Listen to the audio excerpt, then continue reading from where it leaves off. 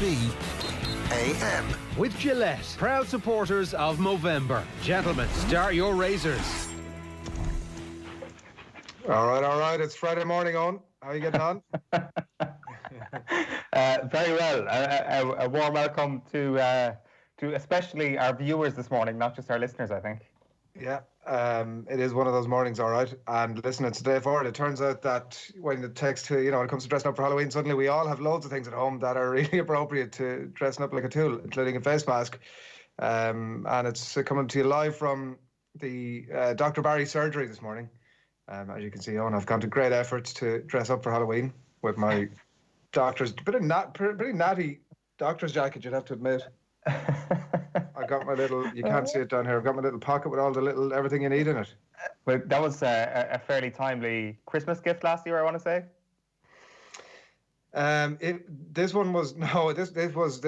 gotten, so the young fella was going to the doctors at some point and there was a little bit of apprehension about it, so we figured sort of getting the little gear and getting all the little implements out that might be required would do the trick in terms of not having any great surprises when you get to the doctor. And to be honest, it's exactly as it turned out. There's loads of little things in here. Most of it I'm not even sure what it is. So it's it obviously is the weekend for it, and we'll all be sort of doing the we don't know what really we're doing in terms of the kids and the trick-or-treating this year. It's a bit of a strange one, all right, but here at OTB Sports, it's not just dressing up like a tool for no reason, although that could well be the case, but we're supporting the Trick or Treat for Temple Street annual fundraiser as well, so we're going to be dressing up across all of our shows today and encouraging you to do the exact same.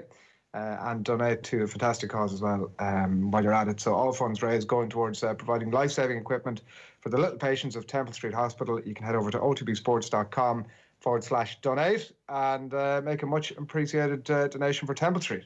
So I've gone all the way on. I mean, I know that you haven't really sort of pushed the boat out there, but I was kind of hoping you'd have like something scary, like a Dublin jersey or something to stick on you. I'm sorry, yeah, I really am. Maybe if I'd just stayed put and just stayed in Dublin, I could have got one of those horrific things had actually done that. But no, I've been put in my place firmly. Could never have matched up to you anyway this morning. Listen, I've got the injections when they're needed. What was it? Trump talking about getting injected the acid into your veins. Whatever. I'm pretty much good. I'm good to go. It's a good bleach syringe right there. Bleach. That was the one. I'm going to dispense with this thing now in just a second because it's hot in here. So look at that. Notwithstanding, as he takes his face mask off, who were you shouting for last night? Dundalk. Were you? I wanted to see Dundalk win last night. Yeah, 100%.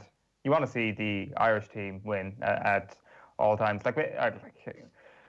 I don't know, there's been a bit of a love-hate relationship with Arsenal down through the years. Maybe if I was a Liverpool fan and it was Liverpool playing them last night and they were coming off an incredible run of success where you are enamoured with the team fully, maybe that would have changed things. But I think you kind of want to see the Irish team do well. It's not so much railing against, the Roddy Collinses of the world who would call you a gobshite if you were to support Arsenal. I think each to their own. But I think kind of not so much in the way of like wanting to not be a gobshite. I think it's something that we all want to see do well, which is Irish football on the continent, and whether that's the national team or whether that's teams with the League of Ireland going and actually representing Ireland well on the stage. That's kind of more important than, for me anyway, the club that I would follow in England. And partly, I'm sure, because in the back of your mind, you know that like Dundalk, realistically, like 3-0. Brian Kerr was talking about it on the TV last night. 3-0 is a result for them. Like, part of you knows that it's highly unlikely they're going to get anything out of that game. It's true, and it didn't really look like it was going to happen at any point, really. Like, there are the brief moments when they get a couple of corners early on where you think to yourself, this could be it. But I always find in these sort of games where the aim is to kill a giant, the corners just become these unbelievably pressurised situations. It's almost like a penalty to win the World Cup. If you don't deliver this corner perfectly, that is one of your, 50% of your chances from the game gone immediately. And I sometimes think that has to be factored into the conversation around those. Like Arsenal or grand last night, like we're going to have Shane Keegan with us later on. I'm interested in how a team prepares for another team when they could put out 11 players from a possible 30. Like, you just don't know what setup they're going to use. You don't know who's going to come off the bench. You don't know how seriously, really, Mikel Arteta was ever going to take that game, because they're always going to pay a bit of lip service to their opponents, no matter how good or bad you are. Yeah, yeah, and like they actually looked really good, obviously, for that first, 41 minutes before Arsenal scored, but they never themselves looked likely to score. Like, the best case scenario for them looking at the game and the whole last night was a 0-0. But again, like, I think we spoke about momentum in sport, was it last week? And like, you just don't know. Like, in 70 minutes, if Arsenal aren't 3-0 up, are they hammering on anyway? Like, I think, yeah, look at. I think they did themselves absolutely no harm last night, and they came away with a record on that's going to stay with them forever. This will be referenced in every Europa League game until I mean, it can't be bettered. But the big thing that got out of the game last night was they're the fairest team of all time in the Europa League. Didn't commit one single foul, first time ever. I see some Arsenal fans on Twitter being like, actually, there's a difference between committing fouls and having fouls given against you and all that sort of stuff, trying to Arsenal point to the fact that Brian Gartland had a tendency to grab a shirt or two, especially around the penalty area. So a few people a little bit sore that it wasn't 4 or 5-0, I think, to their beloved Gooners last night. So no, it's something that I see Dan McDonald saying on Twitter last night, that it could be skewed as a negative in times gone by of Dundalk fans. But obviously the plan last night was, don't give away anything stupid. That's the last thing you want to do when you're coming up against a team where one of their players is more expensive than your entire setup and is more valuable than the entire league in which you play. And when you're in those sort of scenarios, giving away an early penalty, giving away a stupid set piece that could lead to an early concession of a goal is just not possible. And that's something that stood them in good stead for the first 41 minutes. And it's just, it always seems that in these scenarios, that if there is a team getting within the 5 minutes of the break, it just seems that 5 minutes becomes the longest 5 minutes of all time. And it becomes a bit of a slog, and it becomes a little bit like injury time when teams are trying to find an equaliser. And very regularly you see the deadlock broken in those scenarios, and that's exactly where the game was won. Yeah, and the biggest talking point from last night that we might ask Shane Keegan about later on was Filippo Giovagnoli somehow finding his way into the technical area. He's not supposed to be not in there unless he's done his badges in the meantime. Yeah, no, he's not. He's not supposed to be in there. And at the start, obviously, he was standing outside of the technical area while Shane was the only person in the technical area, and you could see it was quite deliberate. But after about 5 minutes, he was like, screw this, I'm walking into the technical area.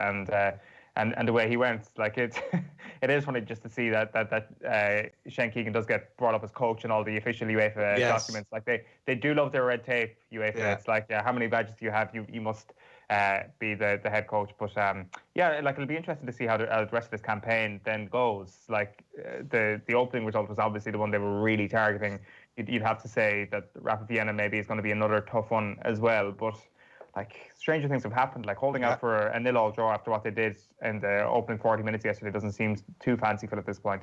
I think getting any sort of a payday beyond what they're already guaranteed would definitely be seen as bonus surgery. And as you mentioned, we'll talk to Shane a bit later on to find out exactly what it was like to have been on the touchline last night at the Emirates. The other thing we're going to talk about a bit later on is an incredible feat that was brought to our attention by our resident surfing nut and colleague Rob Timney in here during the week, which was Conor McGuire, who we were chatting to back in January when he was chasing Storm Brendan up in Mullaghmore, and he's a big wave surfer, and this one was a big one. I think we can take a look at it. It was an incredible job during the week at Mullaghmore. He reckons the wave itself was upwards of 60 foot. And you kind of look at it and you're not really that sure about... we can take a look at it there. You're really not that sure about sort of what kind of, like, from a novice's point of view, what sort of a feat this actually is. And he talks about things like, as you watch the wave come crashing down around his ears, that is a pretty concerning moment. And there's one point where, as he describes it, he's levitating, that the wave has pushed him upwards, and then, much to his delight, clearly, just gently drops him back to the water again. But there's that moment where he's thinking, and you can see the jet skis kind of circling around, where he's thinking he's not sure he's getting out of there. It's unbelievable footage, and it turns out, and we'll hear from him later on, it really is just an incredible feat.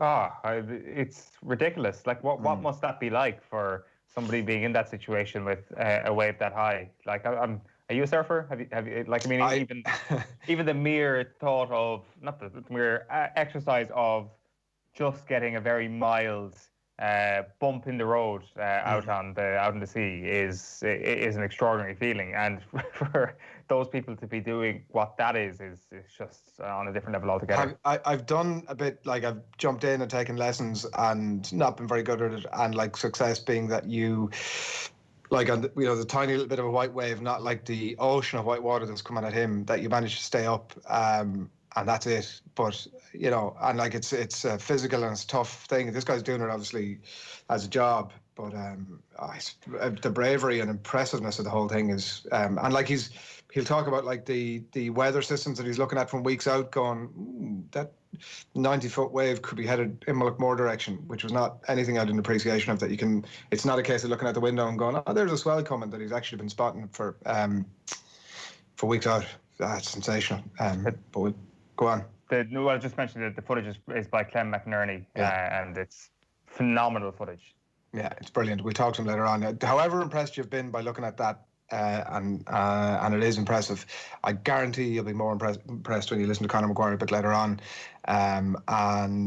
So just gone 20 to 8. It's Friday morning. We're going to get the doctor's gear off us now in just a minute, and there's plenty of good stuff to come up for the next while. You are watching OTB AM. We're live in association with Gillette. Good morning. Start with Gillette, giving you the confidence to tackle the day ahead. And here's a bit of a flavour for you of what's coming up over the next couple of hours. We are going to catch up with Phil Egan in just a few moments' time. He'll let us know what's happening in the world of live sport. And also mark your card. You're getting used to that now at this stage as to what's coming up over the weekend that you should be keeping an eye on in terms of his must-watch, might watch, and probably won't watch, that we actually know he probably will watch over the course of the weekend. Kieran Donaghy is going to run us through the opening weekend of the Football Championship with a couple of really brilliant games in Ulster to get our teeth stuck into there as well as Mayo is the only way down from here, and Emma Fitzmaurice saying this morning in the Examiner that Kerry tend to do well in the marquee years. The Yearasm went out the window firmly for Eamon this morning, and we'll get his Kieran's take on that a bit later on. We're going to talk to Alan Quinlan, obviously key weekend in the Six Nations. I know it's the end of October, but there we are. Can Ireland get the job done in France this weekend? And even at that, will it be enough? That's Quinny coming your way at 22-9. And I should say before that, we are going to do a live shave down. We're give you all the details a little bit later on, but we're right behind Movember, and myself, Owen and Shane are going to get the razors out at 8:30 this morning.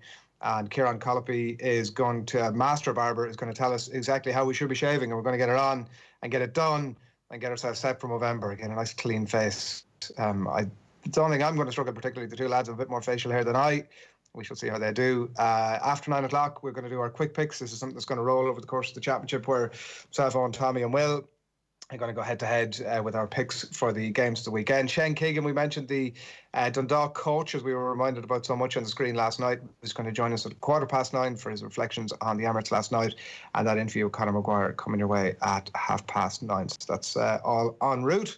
Over the next while, we do want to hear from you as well. Get your comments into us on whatever platform it is you're watching us or listening to us this morning. We're delighted to hear from you, so please do get those comments coming into us. And I think we can cross to Phil Egan now, standing by.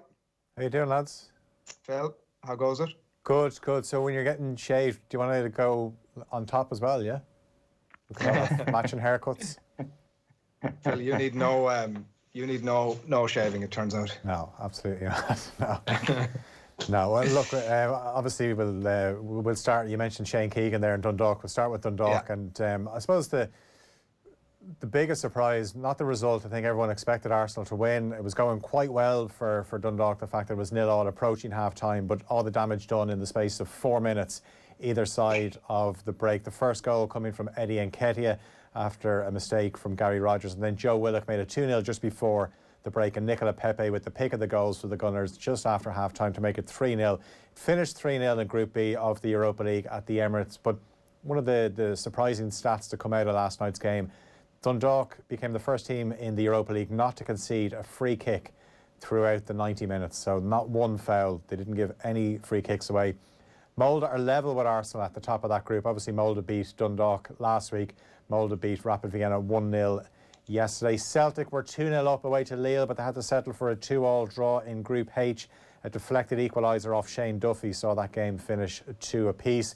Tottenham manager Jose Mourinho made 4 changes at half-time. Now, he made 9 changes to his starting 11, but he made 4 substitutions at half-time. His side lost 1-0 away to Royal Antwerp.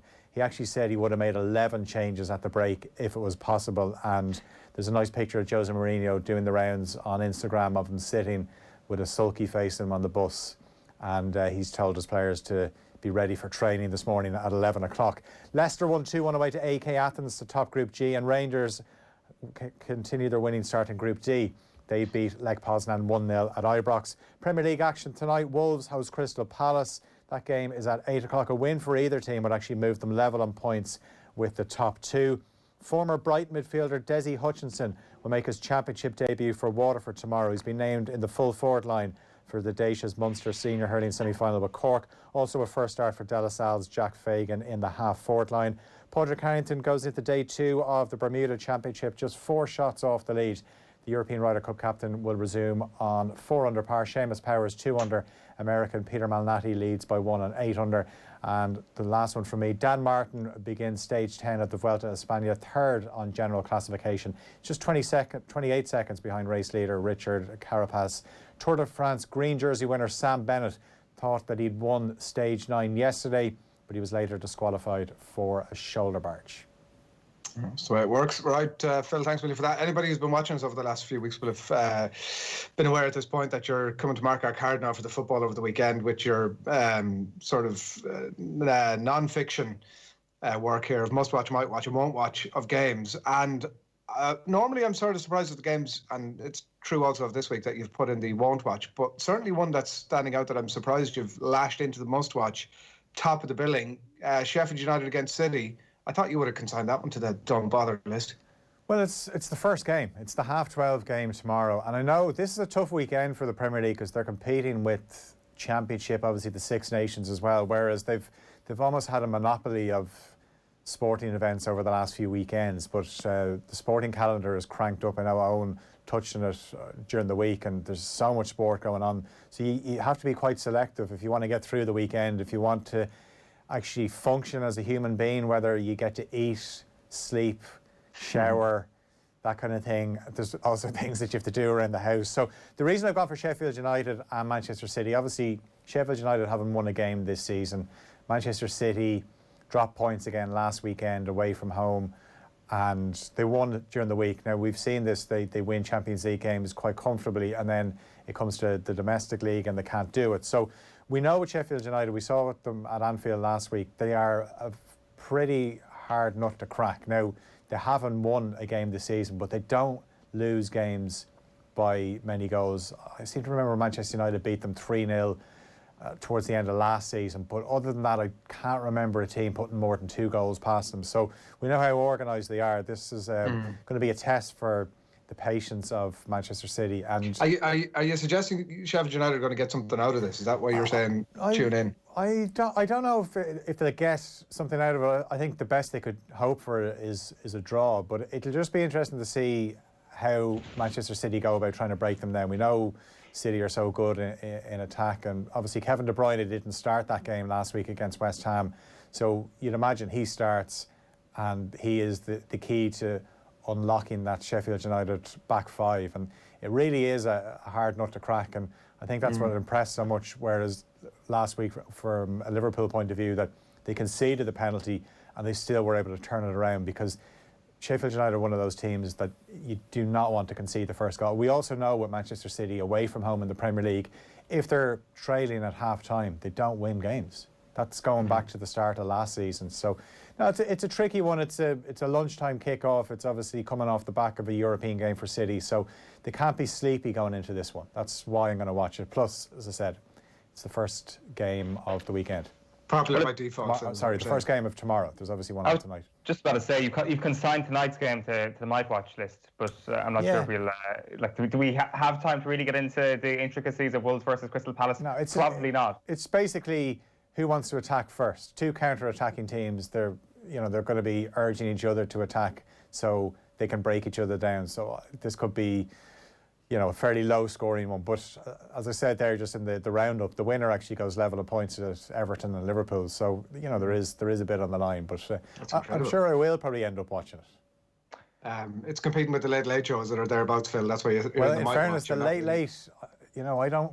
The late is usually on in my house on a Friday, so that could be the second screen for me. Oh, Phil, talk to us now. Liverpool, West Ham, this is one that's definitely the must-watch, right? And like, partly to do with the possibility of Moisey doing the tango up and down the touchline, obviously, is a big reason that people are going to tune in. But on a serious note, like, there is suddenly a possibility when you would have thought about this fixture a few weeks ago, you're thinking Liverpool get the job done here. But West Ham 8 points from the last 4, that 1-1 with City, and they are not the team that almost got relegated last season.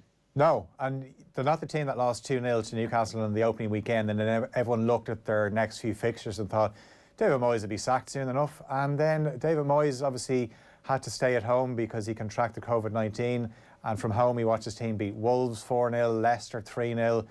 Then they come from 3-0 down against Spurs. They get a 1-1 draw against City last weekend. So David Moyes is feeling pretty good about things, and one notable change with his team from the team that he took over last season is those flair players, the likes of Felipe Anderson, Lanzini.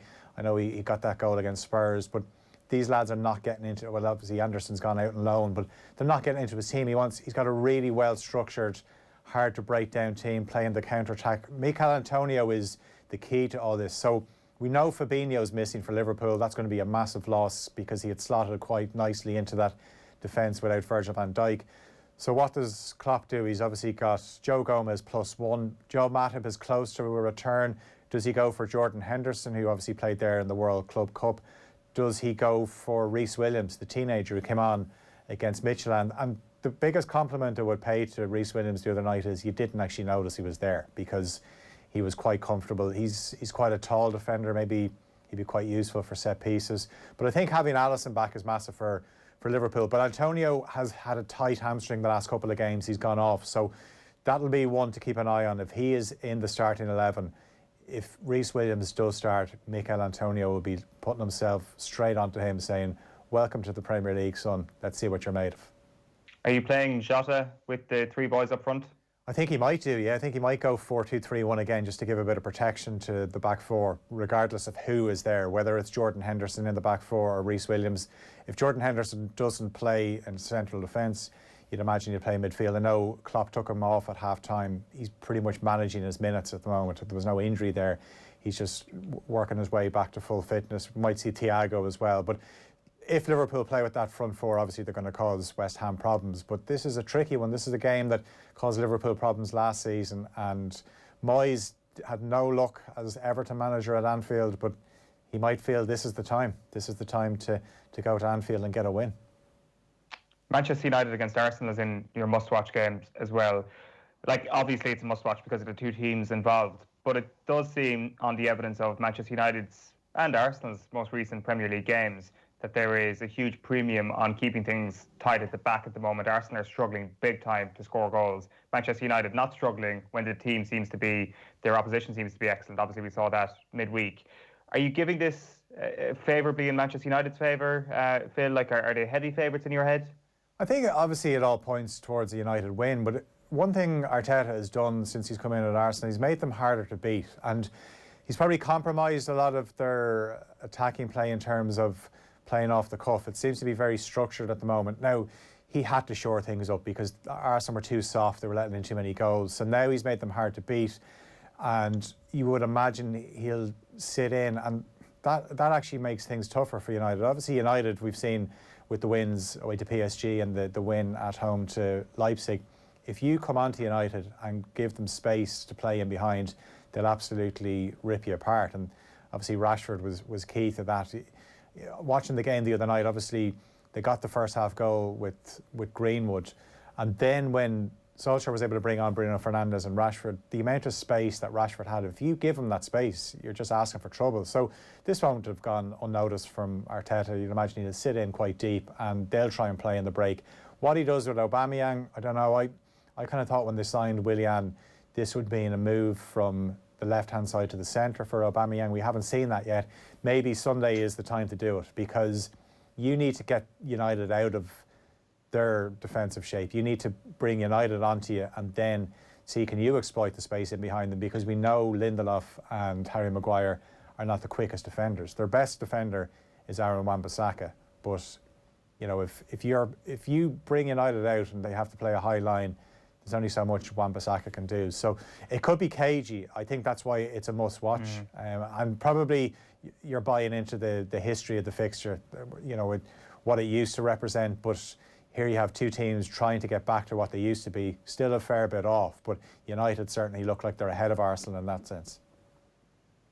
You've Leeds, Leicester in the must-watch, and Tottenham, Brighton as well. And suddenly, you mentioned earlier on about after last night's game when Jose is heading them like a smack backside, and he's making 4 substitutes at half time, said he wants to make 11 if he could have done. Dele Alli is amongst them. Like, this is just a continuation of a downward spiral here that he's lashing out and there's no way back from Mourinho. Or, I mean, they may well and probably will go out and beat Brighton at the weekend, but it feels like the continuation of a major downward spiral for this guy at Spurs. Yeah, well, do you know what? I think what Mourinho was doing last night was basically saying to anyone that questions why isn't such and such in the team, he'll just say the Antwerp game. You asked me why Dele Alli doesn't get a game.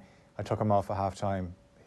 It was a terrible performance. So, no, I think all this does is basically just means Mourinho is going to stick to his tried and trusted 11. Now, that might come back to haunt them later in the season if he doesn't rotate enough. But is he going to rotate? I kind of thought the way he was going to approach the Europa League would be rest all your first team players, and that's what he tried to do last night, but it didn't work out. So that would suggest now to get through that group, he's going to have to play more first team players for the rest of the European campaign, which could come back to bite them later in the Premier League. But no, the Premier League team is, he's everything's going well in the Premier League. He hasn't been digging out players the way he usually does, and that was the first defeat of the season since the opening weekend when they lost to Everton. So things have been going quite nicely for Mourinho. But I think the reason any game Brighton are involved in, they don't really go into games the way they used to. Whereas since Graham Potter's come in, they said, look, they're going to have a go. They're going to lose games. They're going to give up opportunities, but they're actually quite entertaining. It's kind of gone the other way. Obviously, Chris Hughton was all about getting them into the Premier League, keeping them there, which he did brilliantly. And Graham Potter is now trying to add a few layers to them. So they're quite easy on the eye, but probably don't score enough goals for all that lovely football they play.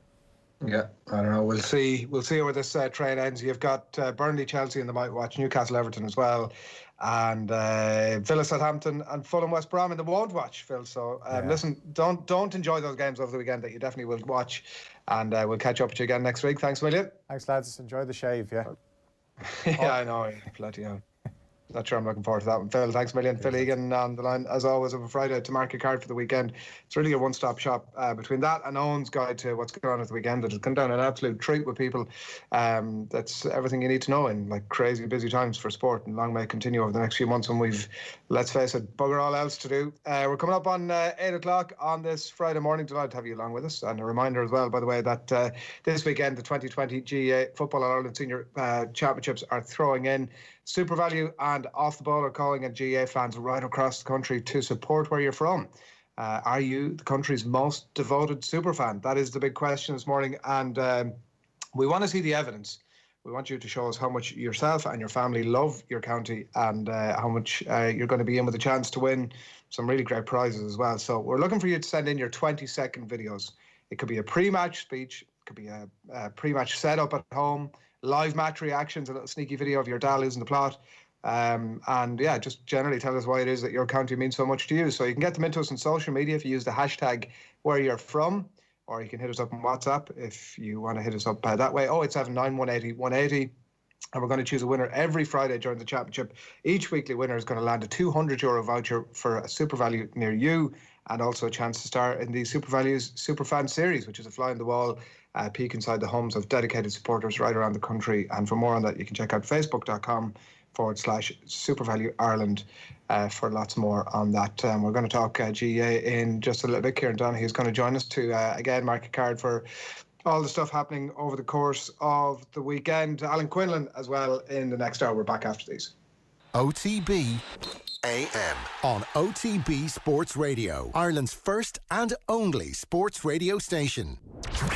Looking for a football show with a bit of a twist? Ferguson has a knack for seeing maverick and, kind of creative genius and sort of letting it flow. Team 33, the football magazine show for the football purists. The very best interviews with the cult heroes of the past and a look at the cultural side of football. Team 33, live at 9 p.m. every Friday on OTB Sports Radio. Live 24/7 on the OTB Sports app.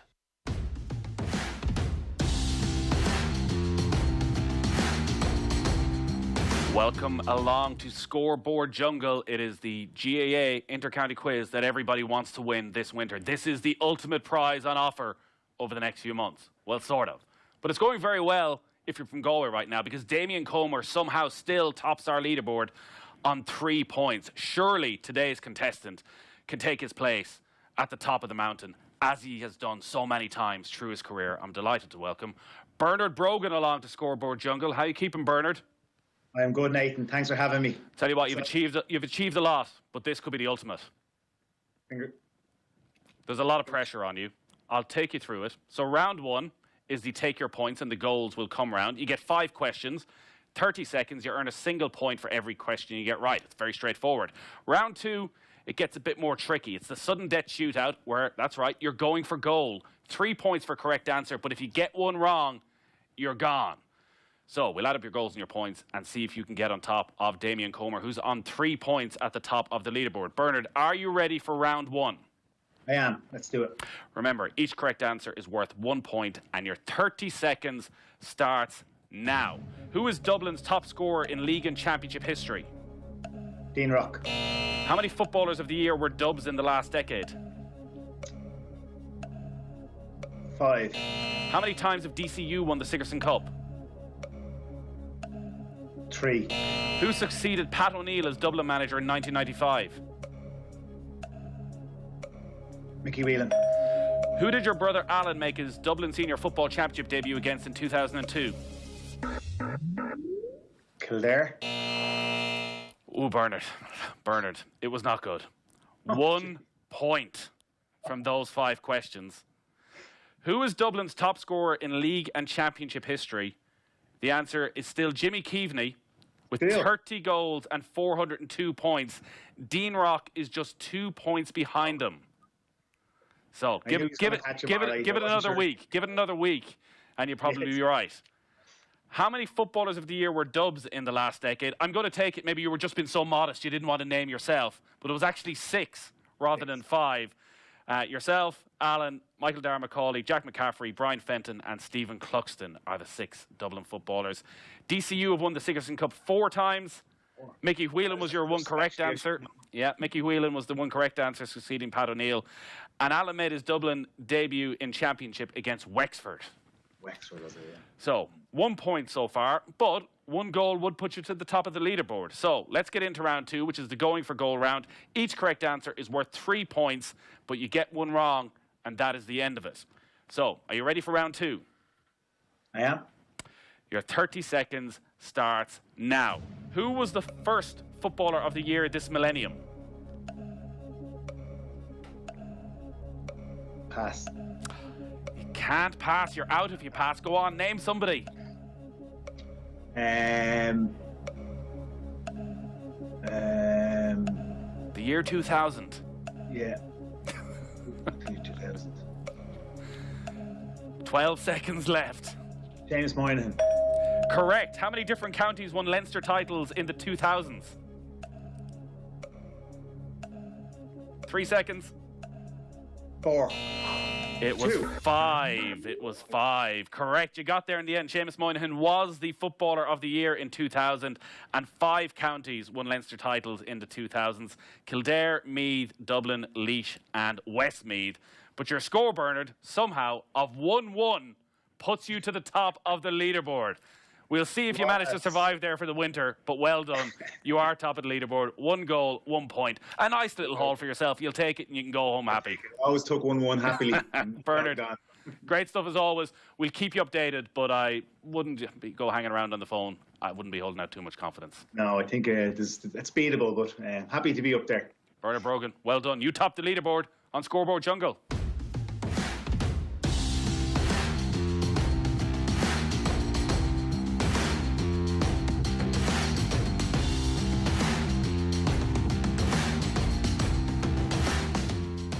Into sports. 20 yards out, Ursh to shoot, don't shoot! Oh, what a goal for Fabinho! Wow! Then get into the all-new OTB Sports app. I think when he apologises to me, I probably will say hello to him, yeah. No. Videos, sports news, live scores, interviews. If Fabregas is going to come up to me in the street and give me some of the mouth that he would have given me on a football pitch, what will he get a slap? Plus, exclusive content on the OTB Podcast Network. The biggest names in sports. Ready when you are. Search OTB Sports on your app store and download it now. OTB AM. With Gillette, proud supporters of Movember. Gentlemen, start your razors. All right, time for the back pages. OTB AM. And we're going to kick things off on this Friday morning with a look at OTBsports.com, which has got plenty of reaction from the European football during the week, including that sensational Marcus Rashford hat-trick in the company of Mark Ogden, who was on the football show with Will last night. You can check out that their step up in competition allowed Rashford to shine. Givagnoli after Dundalk's defeat yesterday evening, more from Solskjaer and the golf as well. So all that up on OTBsports.com. You can head along there and get a look at that. On the back pages today, we'll start with the Irish Times. Dundalk outgunned but survive with dignity, writes Emmet Malone after the 3-0 defeat to Arsenal last night. Mary Hannigan's TV view of that game last night, and also reflections from Celtic's 2-2 draw in the Europa League after letting a 2-0 lead slip. The Open Championship is the headline across Eamon Fitzmaurice's piece in the Examiner today. Winter rules apply, as he runs the rule over exactly the key positions that you can't afford to lose: goalkeeper, man markers and free takers, specifically, writes Eamon Fitzmaurice there, and lots more as well. McGuinness rules out GAA return, with soccer the focus, and Garrity recovering in hospital after recent neurological surgery, writes John Fogarty as well in the Examiner this morning, which is great news for GAA fans and beyond right across the country. In the Telegraph today, it's jubilant Royal Antwerp after beating Tottenham in the Europa League last night were a laughing stock. Meanwhile, says Eddie Jones, the England head coach, he says that the damage that's been done after the Barbarians' COVID breach has made rugby a laughing stock, and it's up to England now to put that right. A few other interesting stories across the bottom of the Telegraph as well, including Mo Farah warned that if he takes part in the TV show I'm a Celeb, get me out of here, he might maybe jeopardising his place at the 10K at the Olympics next year, and read more inside for that. So the Irish Independent this morning, O'Gara, Ireland must go for the French jugular, and he's a man who would know a thing or two about these, writes Rory O'Connor there. Gunned down but not out. There's more reflections on Dundalk's action last night. McGuinness's coaching focus remains on soccer career. The Mirror, Lilies fall foul, no infringements as polite Dundalk go down at the Emirates. In the Sun, fighting Dock. No points, but the Lily Whites set an impressive record there, and plenty more from the Europa League last night there as well. The Star, done and dusted. More reflections from the Emirates. And Barcelona want Guardiola back is one slight departure there that's not in most of the other ones from Jeremy Cross, that under the new incoming president, or favourite at least to get the gig, he wants Pep back, and an 8-page pullet as well on John Giles, who will turn 80 in the coming days. The Irish Daily Mail, Murray wary of a newfound French unity ahead of the big game, of course, in the Six Nations tomorrow. Dundalk get hit for 3, and Dublin can exert Old Firm dominance, says Jim McGuinness, and an article there by Philip Lanigan. In the Times London edition, Barbarian stars lied over COVID breach. This is more on that story that rolls and rolls, and Joe Willock making his point at the Emirates last night. Jose, I'd have taken off all 11, is more fallout from that Tottenham game, as is the case on the back page of The Guardian this morning. In England told to raise the bar. Jones says rugby's been reduced to a laughing stock, and Delia Smith urging the Prime Minister to use grown-up logic over fans in stadiums. In the Herald, Gunners hit the target. The Racing Post has a picture of a pretty focused David Clifford on the back page there. All-Ireland football and Hurling champion previews there, and as you might expect, racing on the front page as well. I'm sure it's not all this talk of Kerry on that's jumped out for you across the back pages this morning. What do you mean? You're pointing to Yerism, are you? There's a little bit of Yerism. Eamon Fitzmaurice is saying that Kerry tend to win. It actually seems maybe anti-Yerism, whatever that might be called. Yerism is obviously a figment of the imagination of people who aren't from Kerry. It doesn't exist. You will have people, guarantee you'll have the vast majority of pundits next week, regardless of what county they're from, tipping them to win that game against Cork. If they get to an All-Ireland final, you'll have them tipping them to win the All-Ireland final. Which isn't to say that Yerism doesn't exist, of course. No, but people say that its very manifestation is predicting against Kerry to win and saying that Kerry won't win. And I think it's, maybe we should do a slot on it someday, but I think it's more to do with whatever comes out of the mouth of a Kerryman around Championship, don't believe it. So you're not having Eamon Fitzmaurice saying that Kerry have a really good chance and maybe win the All-Ireland this year? As in tipping Kerry for the All-Ireland. My initial reaction was that this is very much counter to Yerism, and the Kerry Mafia will be up in arms over it. But then the more I think about it, maybe it's just a bit of a double bluff, the old switcheroo. See, Yerism has absolutely got into your head and is living there rent-free. That's what's after happening here. And no, like his piece this morning says that, well, in fairness, it's maybe, just maybe, is how he finishes off the piece as to how Kerry are going to win this All-Ireland. And there's some interesting stuff in it, and we can put a few of these things to Kieran in a moment or two, but he's done a bit of a focus on kickouts and the added importance of kickouts now, given there could be a gale force wind in absolutely every game. And he says in last year's All-Ireland final replay, there was only one kickout in that entire match that was not secured by the team taking the restart, which is something I hadn't realised myself, that all bar one of their own kickouts had been won by themselves. And that is going to be hammered home this year. You'd suspect there might be more of a prevalence of short kickouts, especially teams playing against the wind. And it's interesting, like he puts tactics against kickouts in black and white terms here. He says, he talks about playing against the kick-out against the wind, or with the wind at your back, if you're playing against the kick-out. And he says there is no pitfall to actually pressing up on those sort of kick-outs. Like, I think sometimes when we watch a game and the team drops back off a kick-out, even though they've got the wind at their back, we think to ourselves, right, there must be a tactical reason for doing this. There's obviously a big upshot to what they're doing. Fitzmaurice is saying this morning that, no, that's not the case. There is actually no way you can justify, as a manager, dropping off a kick-out if you've got the wind at your back. So it's something to look out for over the next couple of weeks, that if you do see a county with the wind at their back and they're not pushing up in your kick-out, you've really got to question why they are doing that. So it's an interesting. He also talks about this idea of the water breaks that have tended to be momentum swingers over the last couple of weeks, especially in a couple of games where a team has been up against it before the water break. They have a moment to settle down and they come out of the water break flying. He says that teams can use these in a similar way to how they would use timeouts in basketball and American football. They can have a set play ready to go on the back of water breaks and kind of come off water break with a set play ready to go, especially from a kick out. So it's a few interesting bits in it, and it's in the Irish Examiner this morning. Yeah, it will be interesting to see. I don't know if there are things that we haven't even considered that teams don't tend to be a full tilt, obviously, for this time of the year, and exactly how all that plays out. My initial reaction was that the goalkeepers, free takers, and man markers are, he says, that there's a premium on those now, and a premium in having backup options for them, and the teams that have that bit of depth are the teams that are ultimately going to be left standing at the end of it. I don't know how different that is, though, to Championship generally anyway. They're such key positions.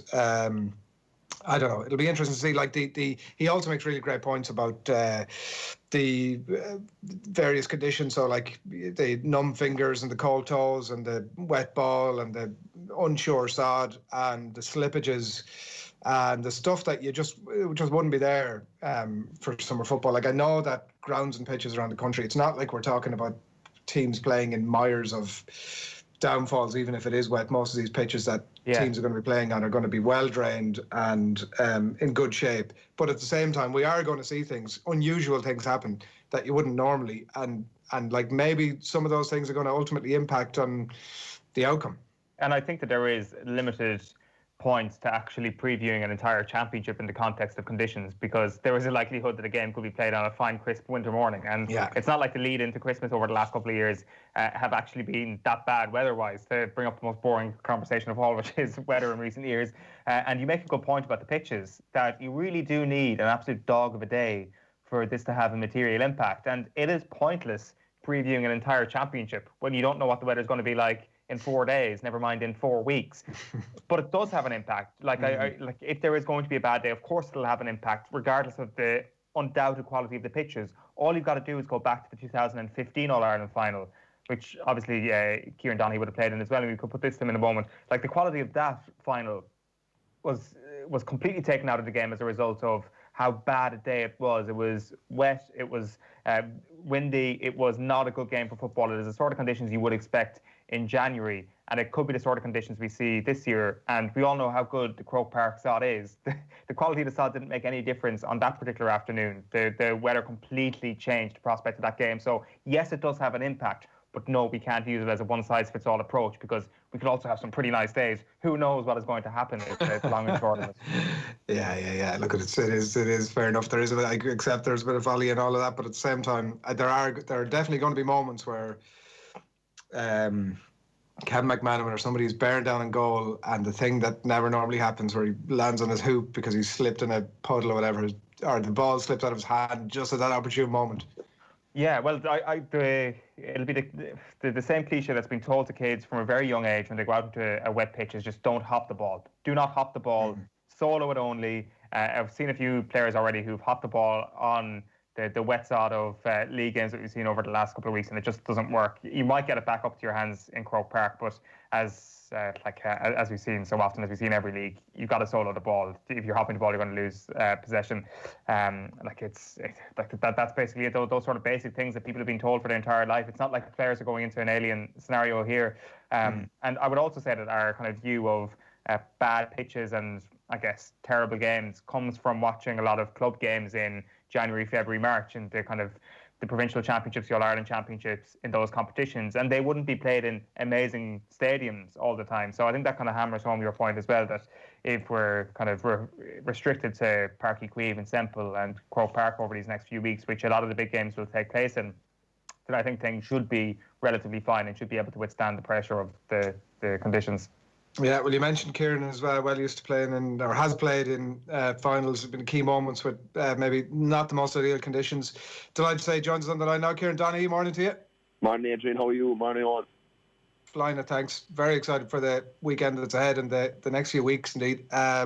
What's your take on all of that? We've just been discussing the Em Fitzmaurice's comments in the Examiner this morning about the impact of the conditions and how the key positions now are goalkeeper, man markers and free takers, and teams that don't have as deep pockets maybe as teams like the Dubs or Kerry to a degree. They are the key positions, and teams can't afford to lose those players. Yeah, no, I think Jim McGuinness made the point as well on Sky the other night about the importance of possessions, that there isn't so many turnovers in games anymore, Adrian. So each possession you have from the kick out is kind of a chance to set up an attack in a way. I know teams are still going long, but they're going long to overloads, and they're going long to situations where they might have a 3-on-2 or 4-on-3. That's what they're trying to set up in a way. So look, it is a key part of the game. And look, conditions, and I agree with Owen in many ways. The good pitches are going to be in decent shape, but you're still, the ground is that bit heavier. Now, Croke Park is probably the exception, but the ball, when it's really wet in Croke Park and a bad, wet, windy night, it's a hard place to play, the way the ball slicks off that surface. And we've all seen Croke Park on a really wet night. The ball nearly turns into a bar soap at times. So it may have issues on games depending on who starts with the breeze or against the breeze, or it is going to play a factor. There's no doubt about it. If a team can start the game and get a huge momentum and get a big lead, if they're playing with a breeze and they can pin a team in and they can put presses on the kick out, they can give themselves a serious platform to go put up a big score in the first half and then try and hold out in the second by tweaking the way you play your game. So look, it is going to have a factor. It is going to be a factor. It's mad to think that one of Donegal or Tyrone are going to be gone after the weekend, isn't it? And I was astonished to look up and see that Tyrone are only 6th favourites at 20-1 to win the All-Ireland. Is that unbelievable value, or have I just got carried away on the Conor McKenna train that there's something about this Tyrone team? No, there is something about them. I think that might be a bit big on prices, but it is where they are, really. You know, I think McShane, when he does come back in next year, and if they can keep McKenna going well, and if they can bring through young Dara Canavan onto the team, Peter Hart is always going to do his thing, and so is Matty Donnelly. So they, you know, and you've Niall Sludden, who started and got taken off at half time in the game, the last game, which would be a bit of a worry, but is on his day a handful coming off the centre forward line. You Conor Myler as well. So they have the forwards. They're probably slightly light on midfield without Colm Cavan gone.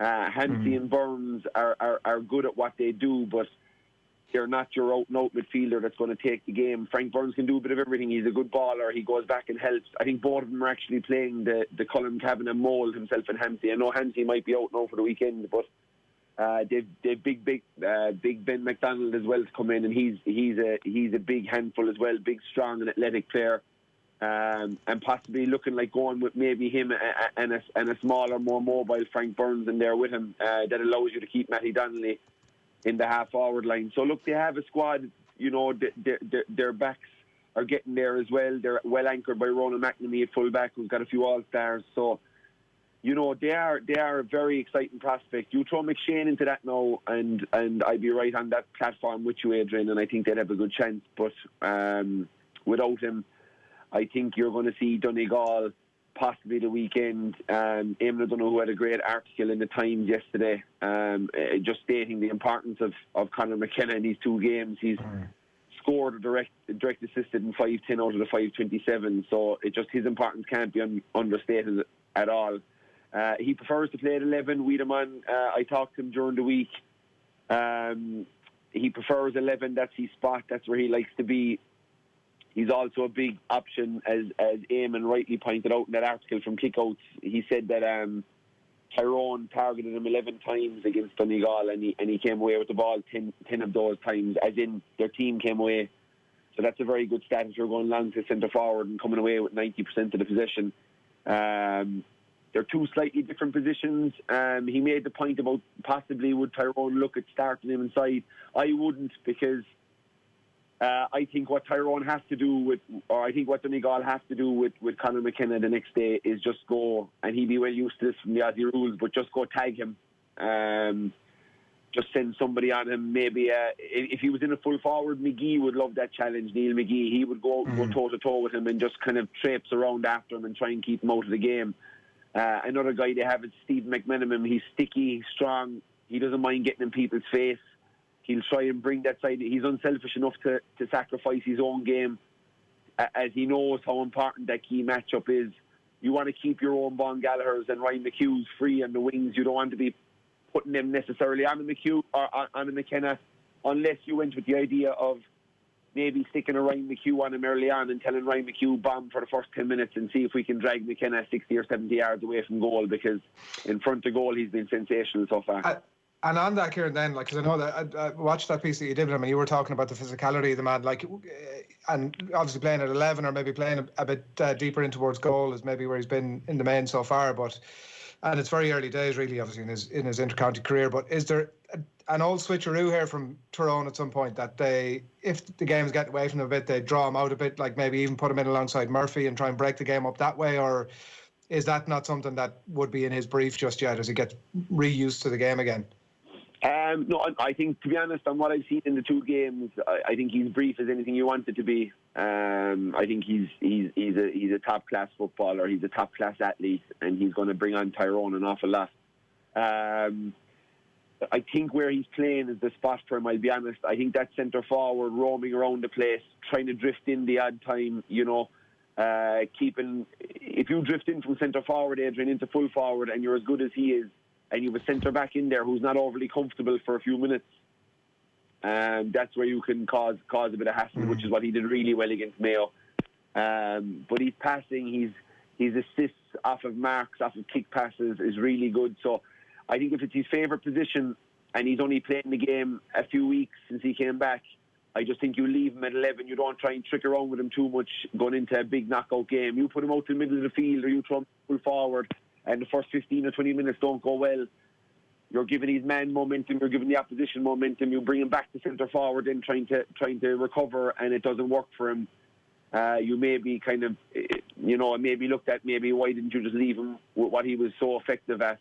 But look, Mickey Hartley know well, Adrian, that this is not going to be Mayo and Castlebar in a league game, and they know it's not going to be, it's going to be different gravy on Sunday afternoon, and they'll be coming for Conor McKenna because they have to, and he'll have to get used to the white heat of championship, being targeted, being verbally targeted, and to hold his head because, a straight red here or something silly for any player could cost them their season. So it's he's going to get seriously targeted, and that's going to be something that I presume he'll be used to all that. I know the Aussies are desperate trash talkers. They're unbelievable at it, and they'll go all day at it. I noticed that the first time I played against them in 2006. Their verbal game is very strong. So he would have got a lot of that, and he made it right to the top of the game over there.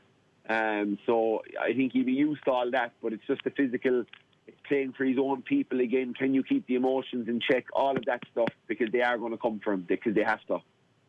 It was a pretty good game between the sides last year. It was 116 to 15 points. Donegal obviously put up big scores in the Super 8s, and Tyrone have unleashed a bit more of an expansive style of play last weekend. Is that all pointless this weekend? Does it go back to cagey Ulster affair, and how do you see the game going?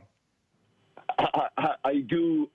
A small bit of me sees it going back to just being a real dogfight the weekend, because it's what it's going to be. It's do or die. It's as you rightly said at the start of the show, we're going to have no Donegal or no Tyrone after the first round, so that's unthinkable at times. So this game is going to be fraught with tension. Guys are going to be right to the peak of all their senses about how to try and get over and try and win a game. And look, a break of a ball, a call. I think it's a very tight game. I think the fact that Donegal won't have 23,000 or 4,000 in Ballybuffet roaring them on the weekend will level it up a bit. So Tyrone are getting a break from that point of view. So look, it's going to be it's really exciting to look forward to.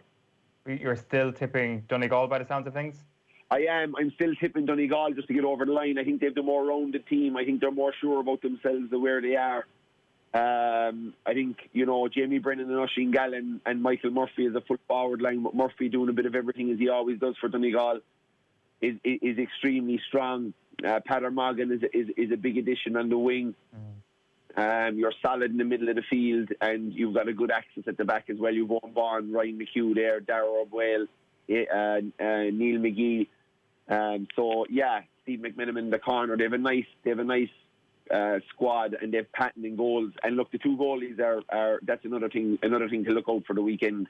If we want to look to back up Eamon Fitzmaurice's column, or you want to look at what Jim McGuinness was saying on Sky the other night, it's kickouts and possession, accurate kickouts, both short and long, will have a huge bearing in this game. He actually suggested that Donegal could possibly crack Morgan if they get at him, if they push up on him. We played against Patton. He was with the Guards last year in the Sigerson Cup game, and we had a full court pressing him and rattled him a small bit in that. They were playing against the breeze, and it was a big breeze, and he was trying to go long, and we kind of put a bit of a press on him. So look, it depends on, Tyrone adapted a small bit against Mayo. They pushed up at times that we haven't seen in a long time from the Tyrone team. I think they did it when Mayo were trying to come out against the breeze. They really pushed up in them man for man, which is something we haven't seen from Tyrone. So tactics are going to be fascinating. The water breaks are going to be fascinating, how you can change things up. And I just think that white heated championship that we've been missing for so long is going to bring everybody to the edge of their seats on Sunday and Saturday and Sunday. It's obviously the big game of the weekend, but there are so many other games to chat about as well, and definitely the one that's probably the second most exciting is Cavan against Monaghan at the weekend as well. And I guess everybody's tipping Monaghan for this one, despite the fact that Cavan really did a number on them last year. And I wonder, Kieran, if one of the factors around Monaghan this year is that as a winter footballer, Conor McManus has proven every single league campaign that he is brilliant in these conditions. Yeah, I think.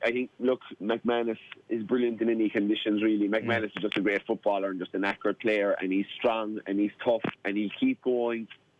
You can knock him as many times as you want. He's going to keep coming back. He'll keep popping him over the bar. He's leaping in front of goal. He's a ball winner. He's their emotional leader.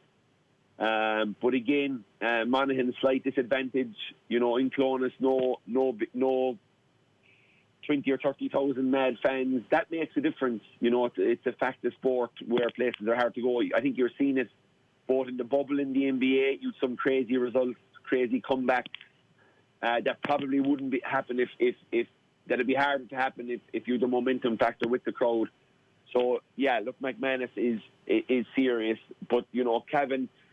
I tipped Cavan in this game last year in Breffni, and you know, I'm not going as far to tip them again, but they have no pressure on them. It's a complete free shot for them to have a go off of Cavan. They've scored very well in the league. They scored over 21 points in 3 games. They scored over 17 points in another 3 games. And their first game was a disaster where Armagh gave them a tanking. So defence is their issue. Will they've been working on that, you know, hugely over the last few weeks? I think definitely their video meetings would have been fun over the last few nights about how to tighten that up, because that is a serious issue. But if they do tighten that up, we've a storm coming in, bad conditions coming in on Saturday night. It makes it a bit tighter. It's a bit of an equaliser. And they've got players, you know. They've got a young half-back there, Kieran Brady. I was talking to you in the Boar's Head, and he said he's absolutely flying on form, chipping in with scores every game. He's expecting 2 or 3 from him the weekend. Obviously, last year, Gerard McKernan was huge.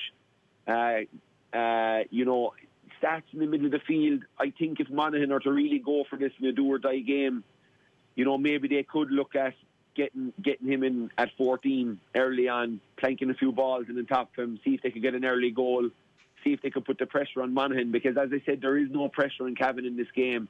Monaghan have been waiting for this for 18 or 19 months to get a crack back at Cavan for a bit of payback for last year.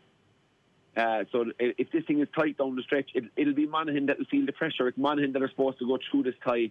And if they can get McKernan inside and get a bit of momentum off of that, you know, Martin Riley was like Ryan Giggs last year. He's a left leg like a wand, and he was fantastic the way he was spraying the ball around the place.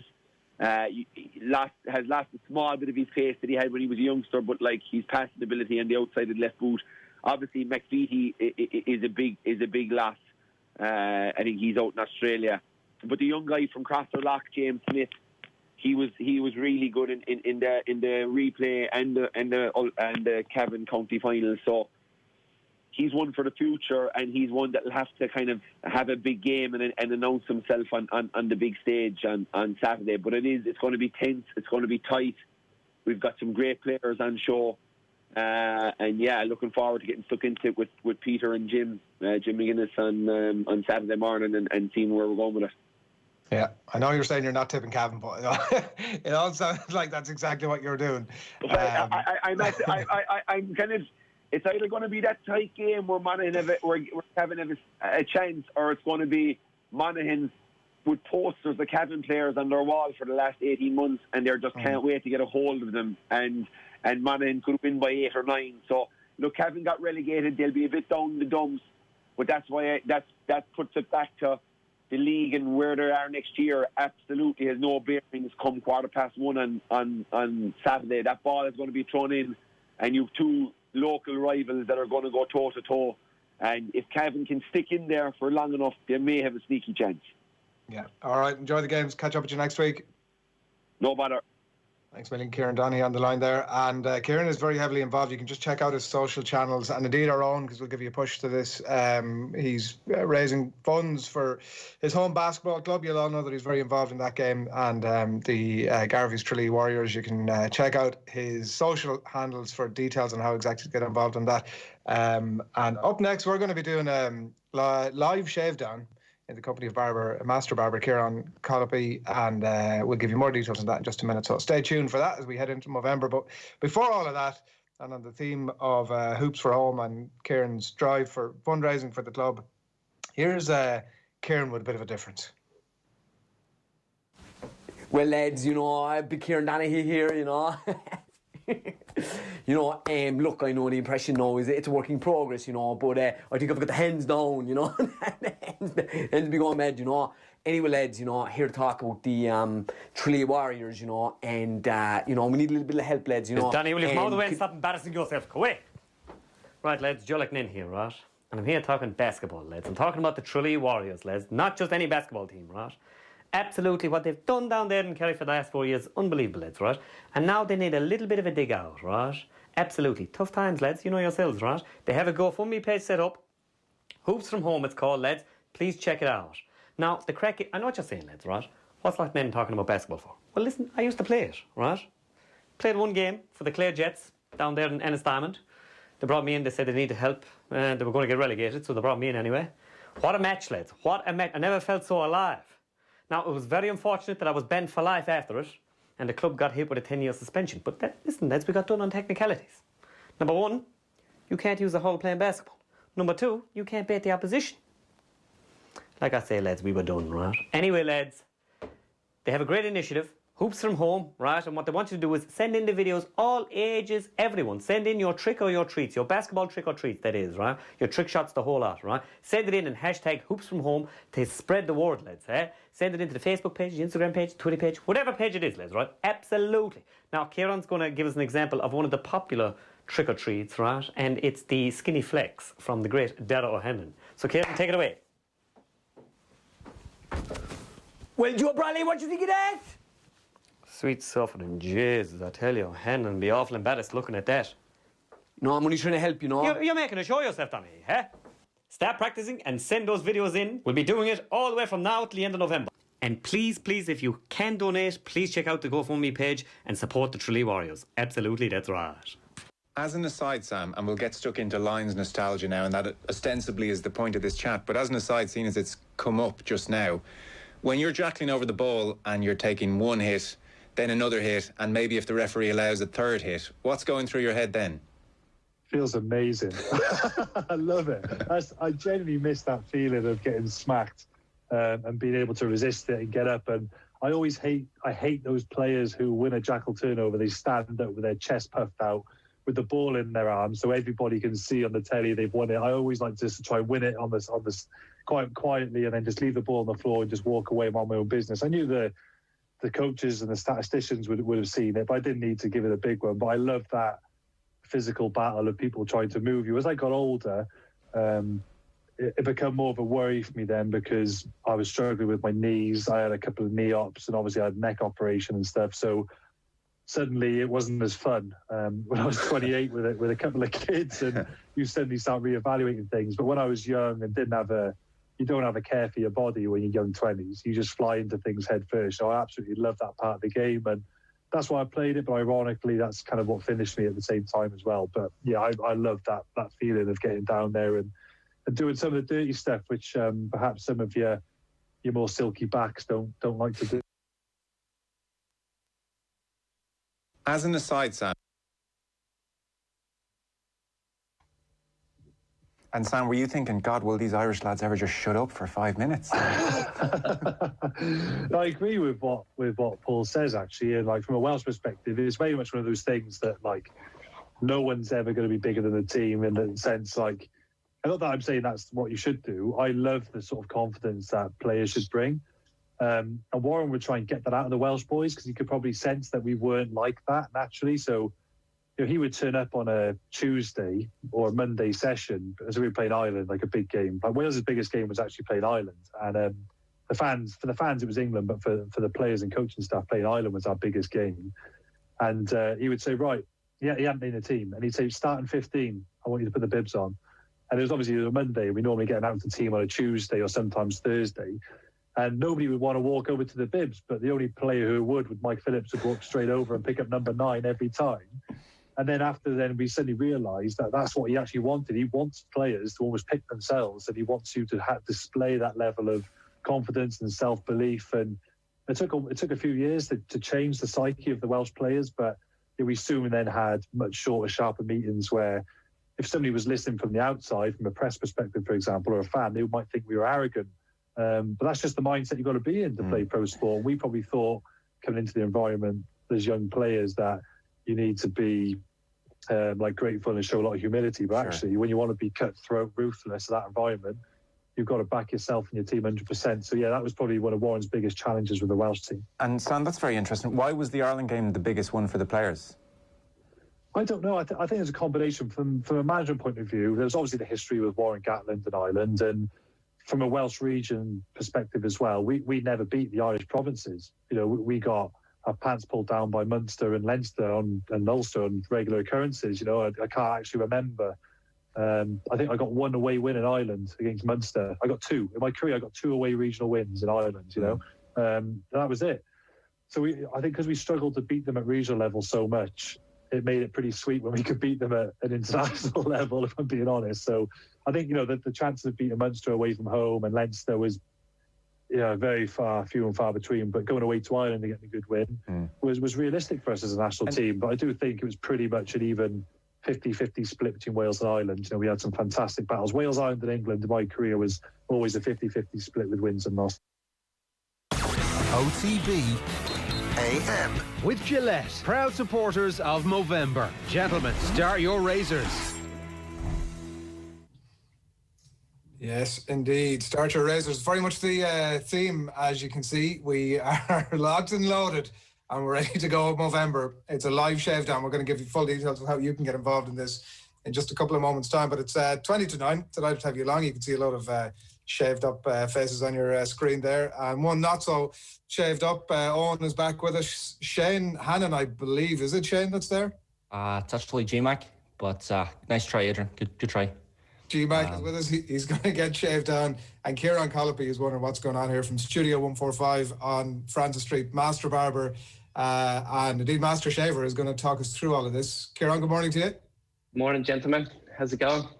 Good. Thanks a million for jumping on to walk us through all of this, because we really haven't a clue what we're doing. But we know that we have to get clean shaven before we start Movember, which all three of us, and Ger and Nathan, who haven't been brave enough to join us on the line this morning, are all going to partake in it. It's all for some great causes, and you can check out movember.ie/Gillette for more details on all of that.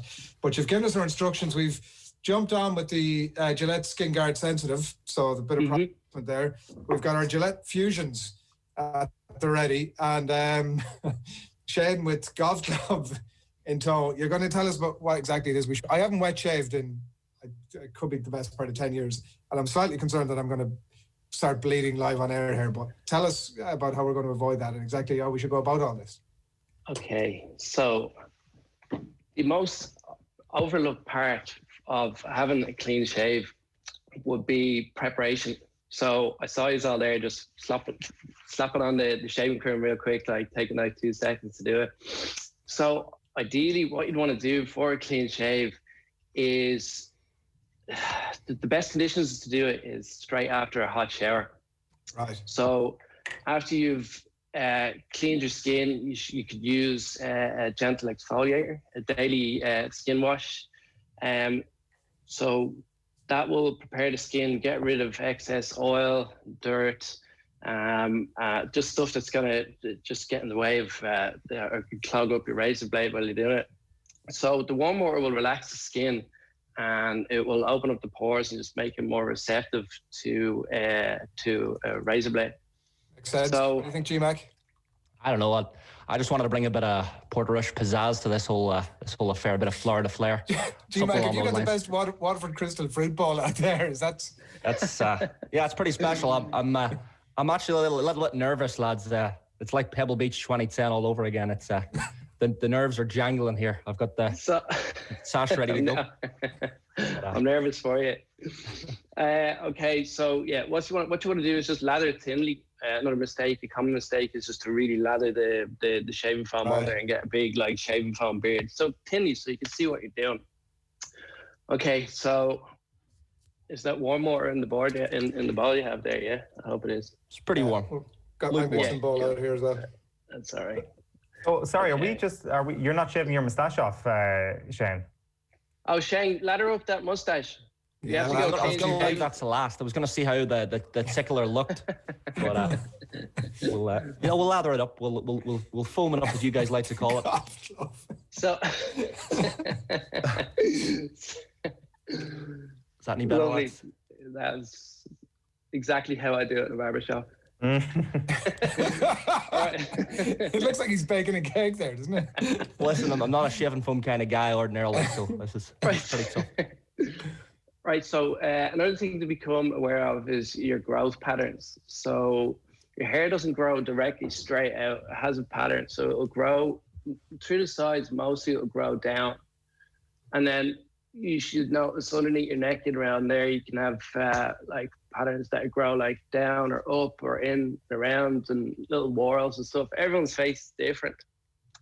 So what we want to do is shave with the grain, not against the grain. You shave against the grain, you're going to be looking at ingrown hairs, you're going to be looking at razor burn, like little nicks and stuff. So what you want to do is just start at your locks through here. And we want to use, right, so another mistake is using a lot of tension, using a lot of pressure on it, right? So you want to use minimum pressure and as little strokes as possible. So see where you're going like that? You just want to go one clean stroke. Oof. Yeah, so you've got, how's that feel? Oh, Jesus. So good. This Gillette razor feels very good, must say. Yeah, so Gillette foaming razor feels good. So it feels weird.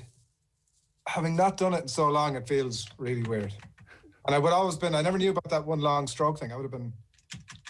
Yeah, because you've got 5 razors on that Gillette, the Gillette Fusion. So what's happening with that is a thing called the hysteresis effect. Is that the first blade will pick up the hair, the second, and pull it slightly as it cuts it. Then the second blade will cut it and pull it, and the third blade will cut it and pull it. So you're getting like the hair pulled out from the follicle. So it's getting closer and closer each time. It's getting more and more cut off it.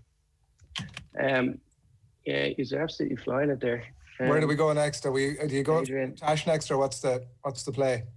Yeah, I go. So where are we? Yeah, so your cheek, and then Shane. You haven't got much done there, have you? Oh, yeah. No, very little. It's a bit like golf. Yeah, just. He's put so much cream on, he's never going to get her off. Might leave the tash to last, lads. It's pretty special. Leave the tash to last. Yeah, go on your neck. Pay attention to the growth patterns, because you don't want to go against it and get razor burn or ingrown hairs or anything. So go with it. Yeah, perfect. Owen, you had a pretty heavy beard before you came into this. How's that feel? Yeah, like I feel 10 stone lighter, which is a good start. I don't understand. Like, I mean, is the growth patterns thing just something you guess? Is it like basically like this? I don't know. Yeah, you can feel it. So when you go down with your growth pattern, there's no real resistance. But when you go against your growth pattern, against where the hair grows out, you can feel it rough, kind of like sandpaper. But if you go opposite to it, you can feel it smooth. So that's the direction that the hair is growing out of the follicle at. You're probably going, you're going against your growth pattern there. I'm going against it, right? So and you're going, yeah. So, yes. It's all coming off anyway. There's plenty of hair in the razor when it comes away, and that's all I want. So, yeah, it's something, shaving like this is something that should be approached and give yourself a bit of time to do it in the morning, like 10, 15 minutes. And we've got limited time to do it here, but it's something that, like, the preparation is key for this sort of thing, to reduce like razor bumps and ingrown hairs and irritation and the likes. See us home, Kieran. What's the next? Yeah, you just go for your chin there. Just screw it off there. This is arduous. How do you do this for a living? Like, I mean, this is arduous stuff, and it's very, very tedious and annoying. And well, you've got a lot of growth. With your with your beard there, what I would tend to have done is taken that down with like clippers, a like razor, electric, because a sheep shears, something like that, because it's actually quite dense. I wouldn't have gone straight in with a razor. But, well, that's what's happened here. And the bubbles blowing and everything. You should stop now.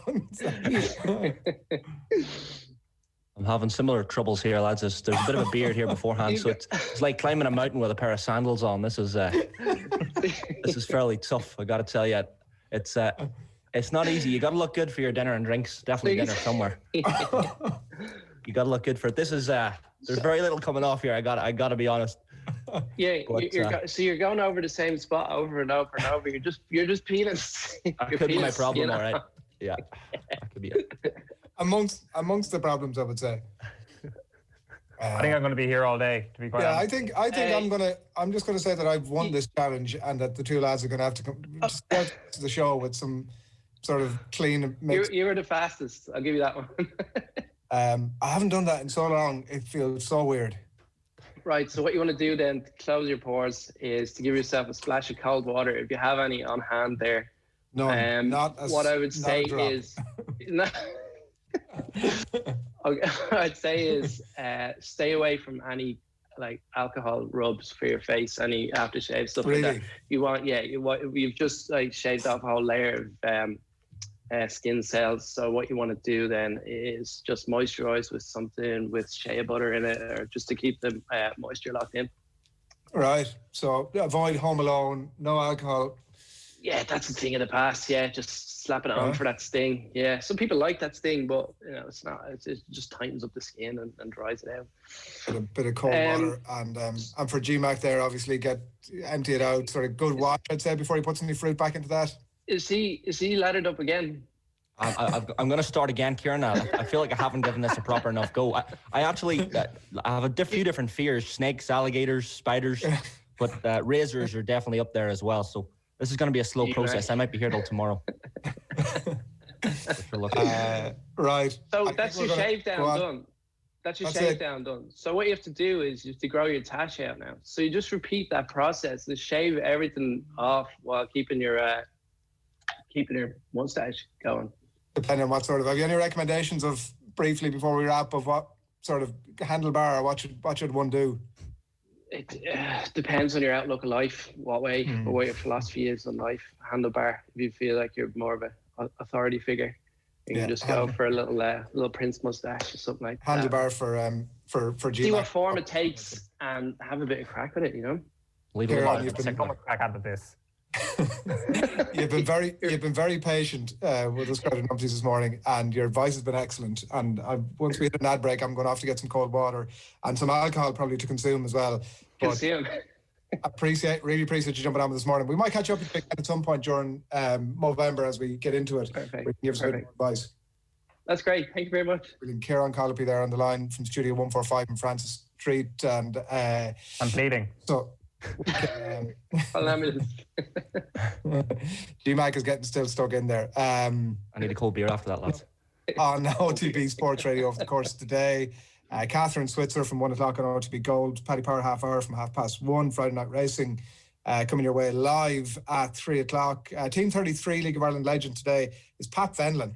He'll be very familiar to League of Ireland audiences. That is from 4 o'clock, and at 6 Jack McCaffrey will be the subject of OTB Gold, a brilliant interview he did with Joe Malloy a couple of years back, and then, of course, Off the Ball live in the radios from 7 o'clock. A reminder as well, just in relation to the shave down that we've been getting stuck into there, there's some really great causes and reasons for getting involved, and it isn't just about growing a mo. If that's not your bag, you can absolutely feel free to do other stuff, and as I said, you can get yourself along to Movember.ie /Gillette, and you can see the various ways to get involved there. Added Truths, Lockdown Shave Down, Get Down is our moustache-themed bat signal, effectively, to call out others to sign up, join the movement, and Shave Down today. We're calling for pre-kickoff donations as well. Hit the ground running on Movember the 1st.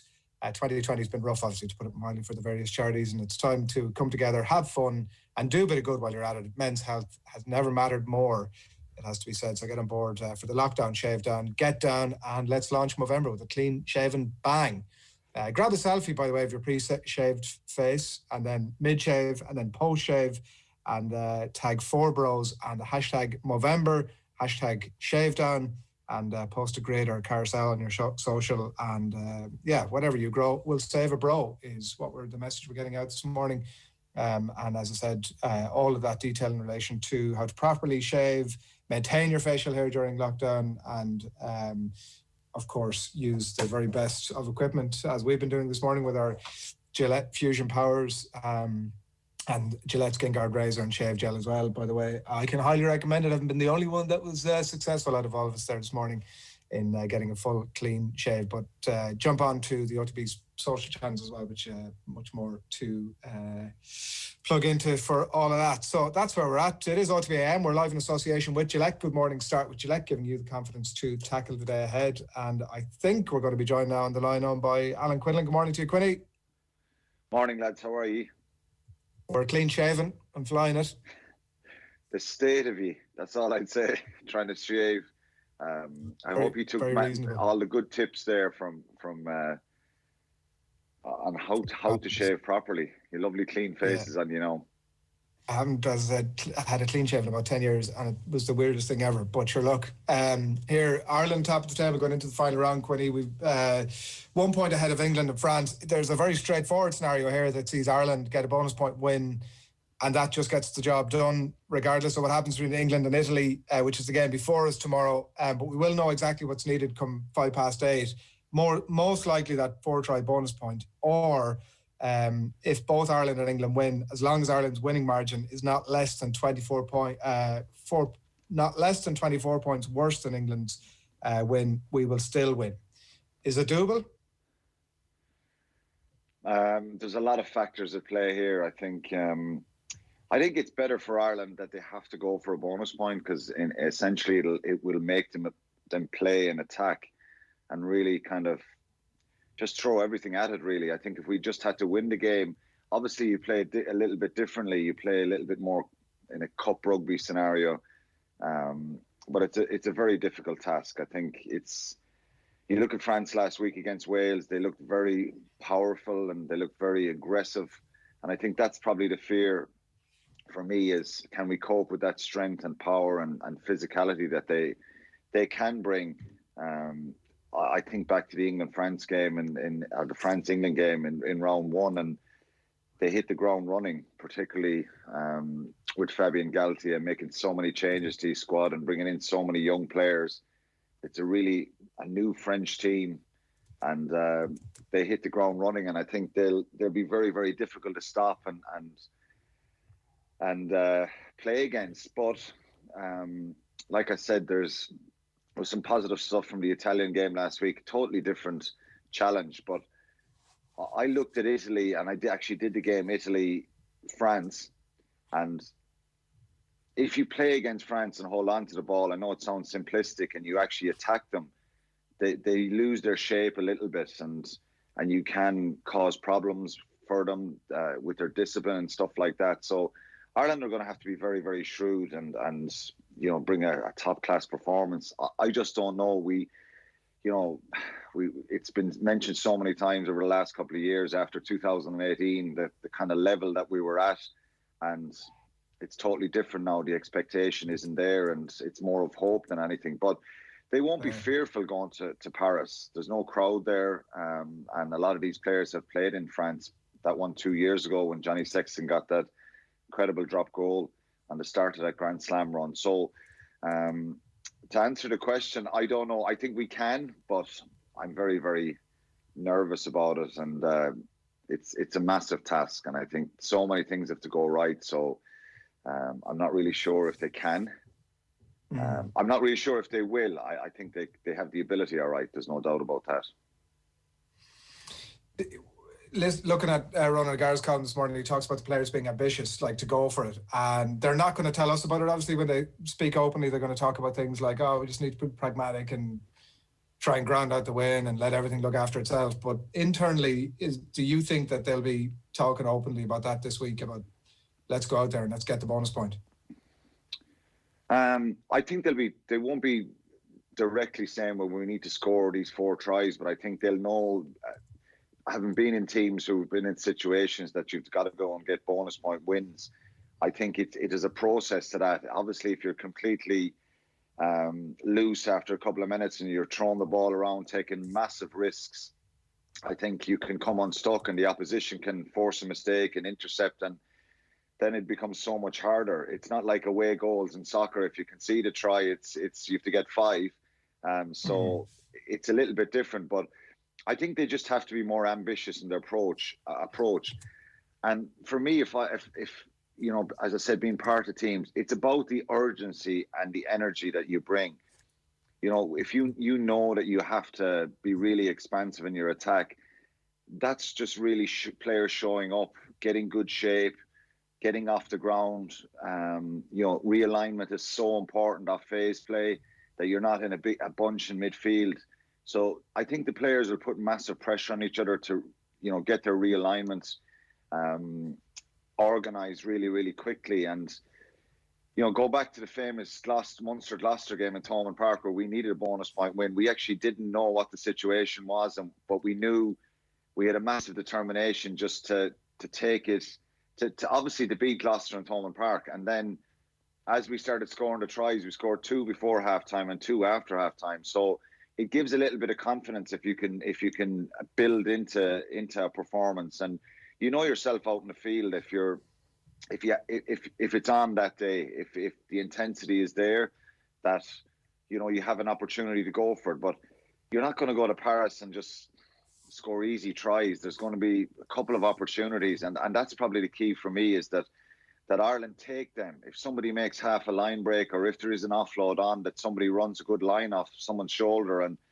you know, it doesn't matter if they're 4 maul tries, but, you know, even talking about this makes me uncomfortable, because it's very, very difficult to even win in Paris, not to talk about getting a bonus point. But I do think it suits them better, Adrian, that they have to go for this. We're not going to see them, you know, going really slow into it and trying to nudge out a win and kicking penalties. You've just got to be ruthless. And I wouldn't, that doesn't mean that I wouldn't kick penalties to win the game, because it could come down to points difference. Who knows what happens with England and Italy.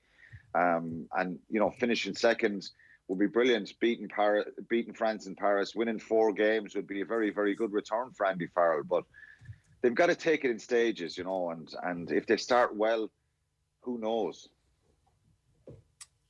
You're talking about the physicality, and I'm trying to get on top of the French and that sort of stuff. Like, if you pit that alongside a comment that was brought to our attention by Murray Kinsella this week about Rassie Erasmus during the World Cup ahead of the Wales game, saying to South African players that about Wales, they're not softies, they're not like Ireland, which is a remarkable thing, given we've all spent our time thinking about what went wrong with Ireland at the World Cup, and here's one of the leading coaches saying that Ireland were soft. In the context of this weekend, is he right? Well, we all say things in dressing rooms that maybe we don't really mean deep down, and that was a funny one. He was obviously being videoed, and I'm not really sure where he was coming from. Obviously, he coached Munster for a long time, and he's coached and I probably played against Ireland a number of times in his playing career. So I think I think the Irish players wouldn't be too happy with hearing something like that. But like, it might have been true back in the day, Quinny, but it could be true now. Yeah, well, it's maybe the way the current group are perceived, and you try any little bit of an angle to inspire a dressing room and convince people that a lot of this stuff is taken literally, and it's not. It's just you say things in dressing rooms where something like that, where they're soft, and it's not really true, but you're trying to convince the opposition that you're actually stronger mentally and physically than them. And I think, look, any team playing against Ireland at the moment think they have the upper hand physically against Ireland. And I think England were the ones who probably started that trend in the last couple of years. And it's maybe it's a perception out there. There's no Tyg Furlong, no Ian Henderson in that pack, which takes away a little bit of grunt and power. So it's probably a perception out there at the moment that teams think they can physically go after Ireland, but I don't believe they're soft. I mean, what he probably means is they're not as physical as other teams, and that. But it is a little bit insulting, isn't it? And I think I was surprised by the comment, but again, it's not taken literally. If you sort of flip that in its head, almost like if you're France and you're looking at where the Ireland weaknesses are, I don't think they're going to be having those conversations maybe this week. But Where are those weaknesses from an Irish point of view? Sean Edwards will obviously have played against Ireland a lot of times at Wales, and he'll try and impose his defensive structure on Ireland and get at Johnny Sexton and Conor Murray. He's done it with Wales before, and if you it doesn't matter who you're playing in rugby. If you physically impose yourself against the opposition, well, it's you're on the front foot. You get into the game early, get a couple of big tackles, the line speed and all that stuff. So I would be concerned that with Ireland's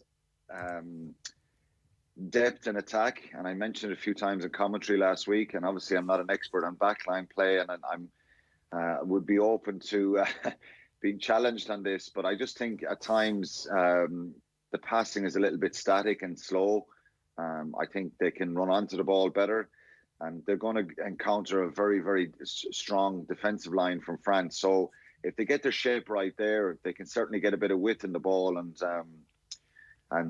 try and get the ball out to Conway and Stockdale coming in and in the full back line, and Hugo Keenan. And who knows then, if you get a little bit of width like that, France, even though he'll have worked incredibly hard to try and organise their shape, they do get a bit disjointed after a number of phases. So I think France will definitely go after Ireland up front as well. Bernard Leroux and Paul Willems in the second row, and their back row is very, very big. So that kind of middle five that five in the pack are really going to target James Ryan and Tyke Byrne and Doris, Stander and Connors as well. So that's an area where they'll see. That's where they ruffled England up. They smashed them, all those forwards, smashed English players and really put them on the back foot. So that's an area where I think Ireland have got to be really, really strong. I don't have any concerns regarding the scrum. I think our scrum should be okay. But Bernard Leroux and Willems are powerhouses in the second row. And obviously that back row battle as well. So Conor Murray only kicked the ball twice last week. We're going to do the same tomorrow. Of course, he's going to have to kick the ball a couple of times. But holding on to the ball is an area that brought so much success to Ireland 2 years ago. And that's the challenge for them. Can they build multiple phases? If they do, France become a little bit unstuck. But my worry is up front, that physicality and that power, and that is a weakness. So Rassie Erasmus is saying they're soft. I think it's more a physicality thing that he means, and that's the concern for me. That's the weakness of this Irish team. Can they deal with the power of the French? What's going to come close to business tomorrow night, Quinny? What are we going to be left with? What's going to happen? Oh, you're looking into a crystal ball. I think form, you can't really judge form because Ireland played Italy. France played Wales last week and looked very, very powerful. But you didn't, where Wales at, was the first game for them in months. I think winning the game is an achievement in itself. So I think I'm not confident that we're going to go there and get a bonus point win. I think, we may even lose the game, and that's probably what the bookies will say, that France should win the game. So it's such a tall order. But I always think of me when I was a player myself, and I'd love to be in this situation where you're kind of going with the shackles off, really, and you're expected to lose probably, and you're putting pressure on yourself to go for a bonus point win. There's a massive prize at the end of it. So I don't even think we'll win the game, but another part of me thinks then that, I'd love to be there, and it may happen. He could surprise us all, but on form and on what the betting would suggest is that France will probably win the game. Yeah, interesting take. We shall see. We hope you're wrong, obviously, and we'll catch up. Yeah, with you I hope I'm wrong too. Come on, thanks, William. Cheers, lads. Thanks. Alan Quinlan on the line there, looking ahead to the weekend's rugby. It's 8:08 on this Friday morning. Still plenty to come over the course of the next hour. We've got our GAA prediction slot in just a couple of moments. We have an interview with the Irish surfer, Conor McGuire, which you will want to hear. He's a big wave surfer and had a close brush with mortality in Mullaghmore this week. And Dundalk's Shane Keegan, fresh from the game at the Emirates last night, is going to join us next. We're back after these. OTB AM. This is OTB Sports Radio. The Saturday panel on OTB. I've watched a few of The Last Dance, mostly sports. I just find it fascinating. He was never satisfied with what he did, And I think anybody watching it, young kids watching it, whatever sports they're in, to see the attitude that he had and his approach to his profession was absolutely brilliant. Don't miss the panel every Saturday afternoon on OTB Sports Radio. Tune in 24/7 on the OTB Sports app. Lovely job. Back with the Vodafone official sponsors of the Irish rugby team of us, everyone in, and Mick Galway, Hugo Keenan. That's probably where we should start. That's where we have to start. Not a bad debut, was it? 2 tries and maybe should have had a third. Should have his hat-trick. One of my kids there told me that before the game he had 2,100 Instagram followers, right? He's after getting 500 and something in the meantime, so his Instagram following has gone up. I bet you if he gets the hat-trick, he'll get 1,000. It's always quite a tough and physical game with Italy, and you see the experienced heads like Johnny Sexton kicking as he did, and Peter Mahoney even coming on and had an extraordinary offload for one of the tries there in the second half. So even to see the experienced guys coming up to the plate, it must be quite good to see. Yeah, Peter made me feel like a bit of an idiot because I was screaming patience out the back of him, and then he did that. So that was that was the first time I've seen him pull off something like that.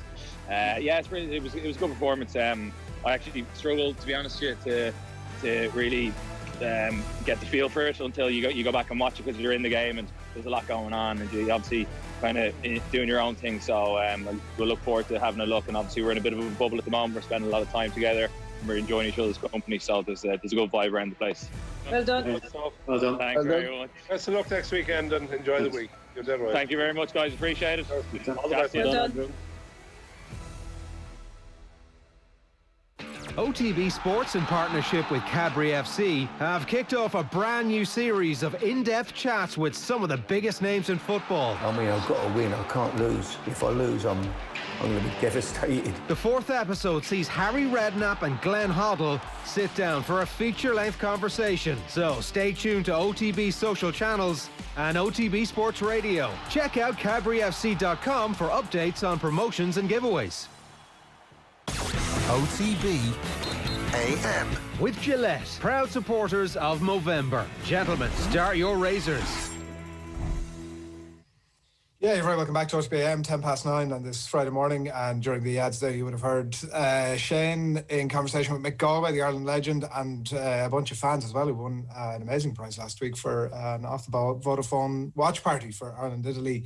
And after the game, it was just Andrew Conway who dropped in live from the pitch at the Aviva Stadium to give his thoughts post-match. And it was a lovely little thing for those people to be able to partake in. And stay tuned to Off the Ball for more opportunities on that again over the coming weeks. So, yeah, as I mentioned, 9:10 on this Friday morning. And I'm delighted to say that fresh from events at the Emirates last night, we're joined on the line by the Dundalk coach, Shane Keegan. Morning to you, Shane. How are you getting on, Adrian? You well? Good. I know you wish you'd be joining us in slightly different circumstances this morning, but I wondered if, given the nature of the burst of goals last night, were you almost happy overall with the 3-0 against a top European side like that, or kicking yourselves almost that it might have been something else for you? I suppose it depends at what point you ask me. At 40 minutes gone, would we have taken 3-0? Absolutely not. And at 47 minutes, would we have taken 3-0 100%, you know? It was just, you know, they really turned the screw on us during that short period. Look, if you were to say at the start of the night, given that we have such a big game against Pats coming this Sunday, and knowing that Arsenal do have the ability to maybe knock 6 or 7 past you when they're really on it, yeah, we probably would have taken it, because I think we can kind of head into Sunday with our reputation and our heads reasonably high, you know. How frustrating was it with the 2 goals that came in such quick succession, having done so well up to that point? And I know the sloppy nature almost of them, Shane, was that, I presume, all the more frustrating? Yeah, absolutely. And the players would know that themselves, so they were very frustrated and annoyed with themselves at half time, as you say, the manner of the 2. I think the second one has been a bit unlucky because the shot has rebounded right into his pack. But yeah, no, it was because to kind of undergo such an onslaught at times and do so well for as you say, for the mistakes then to come in that manner is frustrating. I mean, I thought, to be honest with you, one of the most impressive things that the lads did last night was their ability to defend inside the 18-yard box without actually clipping somebody or handling a ball or something like that was really impressive. So yeah, on the flip side, then you do have to be a bit annoyed at the manner of the 2 goals. and it's the set piece thing again, almost, that comes back to haunt you a little bit. What's happening in the dressing room at half-time then, just given that it's such a hammer blow and against a team like that, very difficult to get back into it. So what's happening in the dressing room at half-time in terms of the overall mood and trying to get people back on track? Yeah, again, to be fair, I mean, you know, the way Filippo was looking at it is, you know, you do have to focus on how positive a 40-minute period it was, rather than zoning in too much on the final 5 minutes. And that was the approach that he took. And again, in fairness to him, you know, there's very little point in crying over spilled milk. So there was very little said about the goals. It was more so a case of looking at, is there anything we can do a bit better here to try and keep the ball and to try and relieve some of the pressure? Now, look, obviously, Adrian, they're going to do that to absolutely anybody. You know, you're looking at all these different bits and pieces of information leading up to them, and without getting too geeky, there's a stat called PPDA, the amount of passes played per defensive action. And Arsenal was one of the lowest in the whole of Europe. The opposition averaged around 5 passes before they managed to turn the ball over, or they certainly did against Rapid Vienna. It was just under 5, actually, so it was the previous week. So they're going to do that to almost everybody, not just us. But at the same time, I suppose Filippo's focus was, you know, can we do this a little bit better to try and retain it, or can we do that a little bit better to try and retain it, rather than just talking for 45 minutes about how we were going to defend when we didn't have the ball, you know? Yeah. On that point, I was like looking at it a bit last night. Arsenal did maybe what you might expect, to press up high, putting pressure on Dundalk, trying to play it out from the back almost. When that's happening to you, how difficult is it to stick to your first principles of wanting to play it out from the back, or trying to play a bit of football, versus, oh, screw it, listen, we're getting squeezed here and maybe putting a bit of pressure on ourselves, let's just back it along? Yeah, it's a fine balance, that's for sure, because I think we did make a decent effort to try and stick to our principles. I did, but at the same time, you know, sometimes fellas are going, oh, hold on, if I stick to my principles this time around, there's a chance that the ball could end up in the back of the net fairly quickly on me. And look, it was always a mix of just trying to get that balance somewhat right, in that, you know, we were never going to play it short every single time, but we had to make sure that we weren't going to kick it long every single time either. And to at least try and keep them guessing. And, you know, when you look at some of the goals they had conceded, it came from trying to suck them up so that you could find a bit of space in behind. And sure, obviously, if we just keep kicking the ball long, then it's impossible to find space in behind. So, look, again, I'd be perfectly honest, but Filippo is probably a bit braver than I would have been in that respect. I don't know what I have been, as you know, as confident in keep hammering that message home to the lads. And I think it was the right thing to do. I think it absolutely was the right thing to do. But there were occasions where they had to go a bit more direct, which is natural enough. But I think, you know, there does seem to have been a couple of interviews where McGuire had to praise our attempts to try and play football, which is great to hear. Who was Joe Willock is obviously getting a lot of praise this morning. Who was the player that impressed you most last night on the Arsenal side? Gee, for me, I think, to be honest with you, I think it was probably Reece Nelson. For a fella who ordinarily probably wouldn't get in touching distance of an Arsenal match day 18, it's just ridiculous to see him in action. And actually, look, that applies to most of them. But he in particular, I'm probably speaking for the players really more so than myself there, because you do throw it at players and you ask them who impressed them most, and I said it was half a dozen of them kind of came back with Disney when I was chatting to them in the airport and that kind of thing. Chris Shields says he's given him his number one vote in the FIFA World Player of the Year vote this year.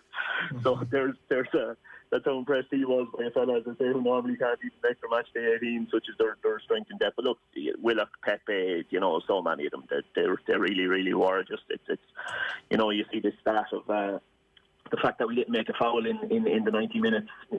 There's pros and cons, and there's reasons why that stat came up, you know. Was the stat about not racking up any fouls, was that a deliberate effort, Shane, last night? Most definitely not, Owen. Most definitely not. And I think we made one or two volunteers to try and foul them at times. But no, it definitely wasn't. Quite the opposite, if anything, really. But look, you just have to hand it to them. At times you have to get close to them to be able to foul them. And you know, they have both on. They have the physique, which makes it very hard to get close to them because they move so fast as an individual. Then obviously they're moving the ball so fast that you're running towards somebody, and you might have intentions of trying to lay a bit on him, but he moves that ball so fast again that by the time you're getting there, you're thinking, okay, like, I'm going to be so late here that if I do, like, this is going to be a red. So I just need to put the brakes on rather than making a foul at all. So no, look, it definitely wasn't intention. It's just one of those kind of strange quirks on the night, I think,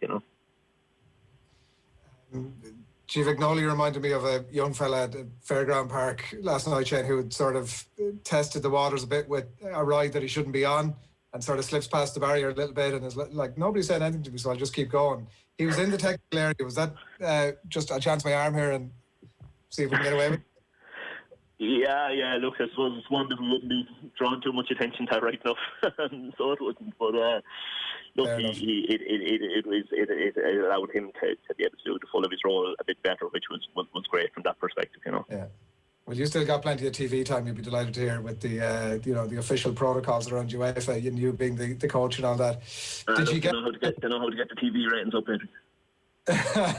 Did you? I know he was trying to get Liam Brady at some point to have a chat just about Arsenal and about. He's obviously a guy who watches a lot of English football and been involved in Arsenal over the years. Did you get him in the end? Yeah, he did. He had a good chat with him about I don't know if weaknesses is probably too strong of a word to use, but areas where there might be opportunities for us. So he was delighted with that. Obviously, Liam having had the career that he had in England, he'd be a name that he'd be massively aware of. So yeah, look, that was helpful. Any little kind of bits and pieces that you can get. I suppose we were fully aware, obviously, that they had Barry Solan involved, and they also had Owen Clarkin, who's obviously our former strength and conditioning coach, involved with their women's team. So they had a couple of inside sources themselves that were going to be able to give them bits and pieces, that was for sure. So we had to try and maximise every effort we could to try and get as much on them as possible as well, too. Little bits that you wouldn't know just from watching them week in, week out, let's say. Yeah, and how, from that point of view, how interesting was it for you over the last few days in the lead into that game? Sort of like a bit of a different quality of player to have to review and advise about. Yeah, it sure was. And strangely enough, Adrian, from a different perspective, it was kind of a little bit harder because, I always knew, or well, didn't know, but I always had a fair idea that the likes of Reece Nelson and Joe Willock and Eddie Nketiah, maybe to a slightly lesser extent, but we knew these guys were going to be in the starting lineup. And then, obviously they're not getting a huge amount of game time. So, when you're preparing to take on Mold as we did the previous week, there's endless footage of all these different players and the team style of play in general, whereas we actually did have to kind of scratch around a little bit more for the Arsenal stuff, because you need to go to the Carabao Cup games to find games where those guys have started, rather than looking at how they did against Leicester, last Sunday evening. So there is a bit more work to do from that side of things, and you're maybe putting together a couple of individual clips on a few of those fellas. But look, in saying that, at the same time, Arteta is so principled and so definitely in his philosophy that, if El Nani is playing in, Granit Xhaka's position, well, then he'll do pretty much exactly what Granit Xhaka does. If Reece Nelson is playing in, Aubameyang's position, you can be pretty sure he'll do pretty much exactly what Aubameyang does. Certainly in terms of their movements and their patterns of play and that kind of stuff, because it's so nailed down with them. But it was a different challenge at the same time, but equally enjoyable, that's for sure. Yeah, well, listen, well done, if that's the right phrase this morning. Tough place to go. Thanks a million for taking the call, as always, after those games. Thanks, Shane. No problem, lads.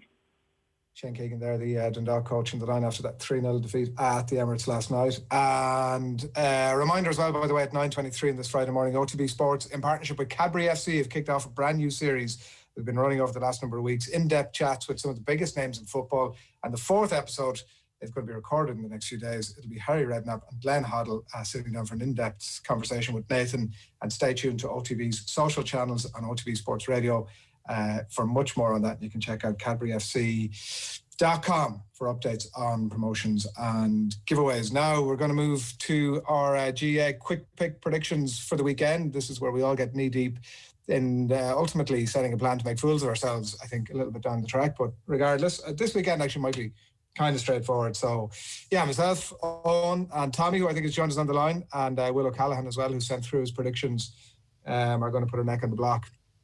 And get morning, lads. Come on, weekends. Tommy, how are you getting on? Good. Fair play this morning. Good show. Oh yeah, we're not ready for our post-production meeting just yet, Tommy, and we're also not ready for another one of your sort of Nations League style. Let's not talk about last week.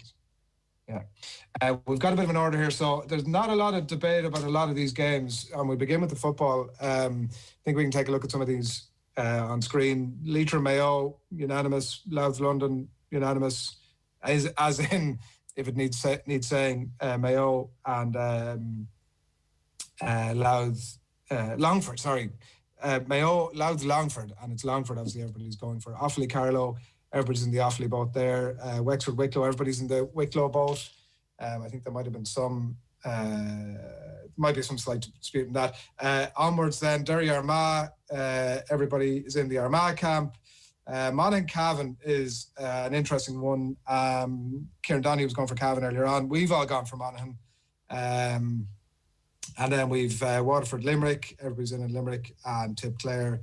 Everybody's in Clare barring Will, who's gone for Tip, but he's not here to defend himself, so we don't need too long talking about that. Pretty straightforward, Tommy. That's no great disagreements, no great rancor. Yeah, you'd imagine it's straightforward looking at how similar all our picks are at the weekend. Obviously, Monaghan Cavan is going to be a good battle. It's going to be tough. It's easy to go for Monaghan. The McManus factor. Cavan have been relegated. It's a tough few months for them. They're missing a couple of players. Relegated. But as the Banty said, Cavan absolutely embarrassed Monaghan in the corresponding fixture last year in the Championship. So Monaghan are looking for revenge. So it's probably no surprise that we're all picking Monaghan. I can half understand why Will O'Callaghan has gone for Tipperary, and that's probably the one I'm most worried about at the weekend. I've gone for Clare. I'm an adopted Clare man, as you well know, over the last couple of months. So, I couldn't not back Clare this weekend. But the Quinlan factor is a massive one for Tipperary. He was meant to be away this year, travelling. Obviously, that was put to a halt. David Power called him back up, and he's joined the team. If Tip get a bit of a run, we know how much quality they have. But Clare were on the brink of Division 1 football this year, and I'm just going for Clare. I think you're probably thinking the same, Owen, are you? There's going to be at least two surprises this weekend. It's just very hard to know where they're going to come. So I think that's why we've all gone for favourites here, and putting them out in this sort of graphic will make us look very foolish come Monday morning, because there is going to be one of those consensuses that are going to be wrong. And you look at the Leinster Championship, which has come up with a couple of surprising results down through the years, outside of the obvious Dublin ever getting beaten, but outside of any game involving Dublin, we've tended to get weird results in Leinster. We've seen from other sports over the last couple of months that weird results are happening. So you can imagine that it's just going to be hammered home even more this year in Leinster. And take your pick, really, of the Leinster games as to which is the most likely to have a surprise. Like, you could, by reflex, almost say that Wicklow will be the most likely to get beaten. But then again, they have the most recent record of beating their opposition this weekend in beating Wexford last weekend. So that was a big game for Wicklow as well. This wasn't like the Donegal, Tyrone type shadow boxing. This was the game where Wicklow wanted to win because they wanted to get promoted. You didn't have that in Donegal against Tyrone. So that's why I've gone for them. And I've resisted the fact that there might be a surprise. And Offaly Carlow then, could that be the one that has a surprise? And again, I've stuck to the favourites here, but I assume they're favourites, because of the fact that Carlow have been so poor, and Offaly under Monaghan have looked really solid and looked like they might be the ones to cause a bit of an upset later in the Leinster Championship. So that one is stuck for me. And then the one that actually might be the one which we're all kind of doing a U-turn on come Monday is Louth against Longford, which a week ago you thought to yourself, there's no hope of Longford getting beaten here. But right at the end of their relegation campaign, Louth landed a sting in getting a win in their final week of the league. And you just wonder, could we all be looking a little bit foolish on that front? I just think in Leinster something can always throw up, but there are cases to be made for all of the favourites there, and we haven't just willy-nilly put out the favourites. I think Leitrim against Mayo, I think that could be a cricket score for Mayo in that game, because it just has to be. They have to hit the ground running. And with regards to the other ones, like you said, you can see why Will has gone for Tip. I think that they are back after a poor year last year. They've got a couple of players back. Quinlan, obviously, the leader in that pack, they're back. And I think it could be one of the best games of the weekend, but I still think Clare should have a little bit too much for them. They've been brilliant all year as well. Yeah, just quickly on that, like, Longford obviously scuppered the league by refusing to go down to Cork and travel. We didn't get a look at them that week, and down we're already up. So Louth had a brutal league campaign, but they've got some good footballers there, and maybe that's all they needed was one win. So I can kind of see where you come from there. I think Wicklow and Wexford are fairly evenly matched in terms of the odds anyway, but we've got two young managers. We've got Davy Burke and we've got Shane Roach who's been thrown into the deep end. So I'm with you. I'm going for Wicklow on that one as well. Adrian, I don't know if there's worth having any debate about anything else there, but that's really it. No, let's leave a bit of time. Are we coming back to Donegal, Tyrone, or are we going straight into the Hurling? Well, we can talk about it. Well, you guys are going against Donegal, or you guys are going against Kieran Donaghy as well, from his prediction earlier on. Did that sway you at all? Yeah. Close. There's a case, isn't there? Like we've gone for myself and Tom have gone for Tyrone, yourself and Will have gone for Donegal, and there's a case for either, and we might all look like idiots on two of us going to look like idiots anyway after Sunday. But I'm going for Tyrone on the basis of a couple of good games under their belt. I'm going for them on the basis that they gave away a load of frees against Donegal, and I think in the game a couple of weeks ago, and I think that it was probably the difference in the end, and it was probably due to a bit of rust that might be out of the system now. Having listened to Kieran, I'm probably slightly less hot on them than I was before I began. But it's mainly a question of whether they can keep a lid. Can they get parity in their own defence? Because I think that obviously up front they have a big job they can do. And as I said earlier on, like 20 to win the All Ireland is definitely worth a couple of quid. 20 to 1. It could be, Adrian. Owen, I've been charmed by the Conor McKenna factor, and maybe I've been blinded by the Conor McKenna factor. We all know that Tyrone have never won an All Ireland in a knockout championship. They've strolled through it when they've had the back door, and that's always stood to them. I just think that Tyrone has something up their sleeve this weekend. I think we're due a favourite getting knocked out early, and it would just be massive for the championship if Donegal were rattled. I'm a big fan of this Donegal team. I just had an inkling that Tyrone could do something this weekend.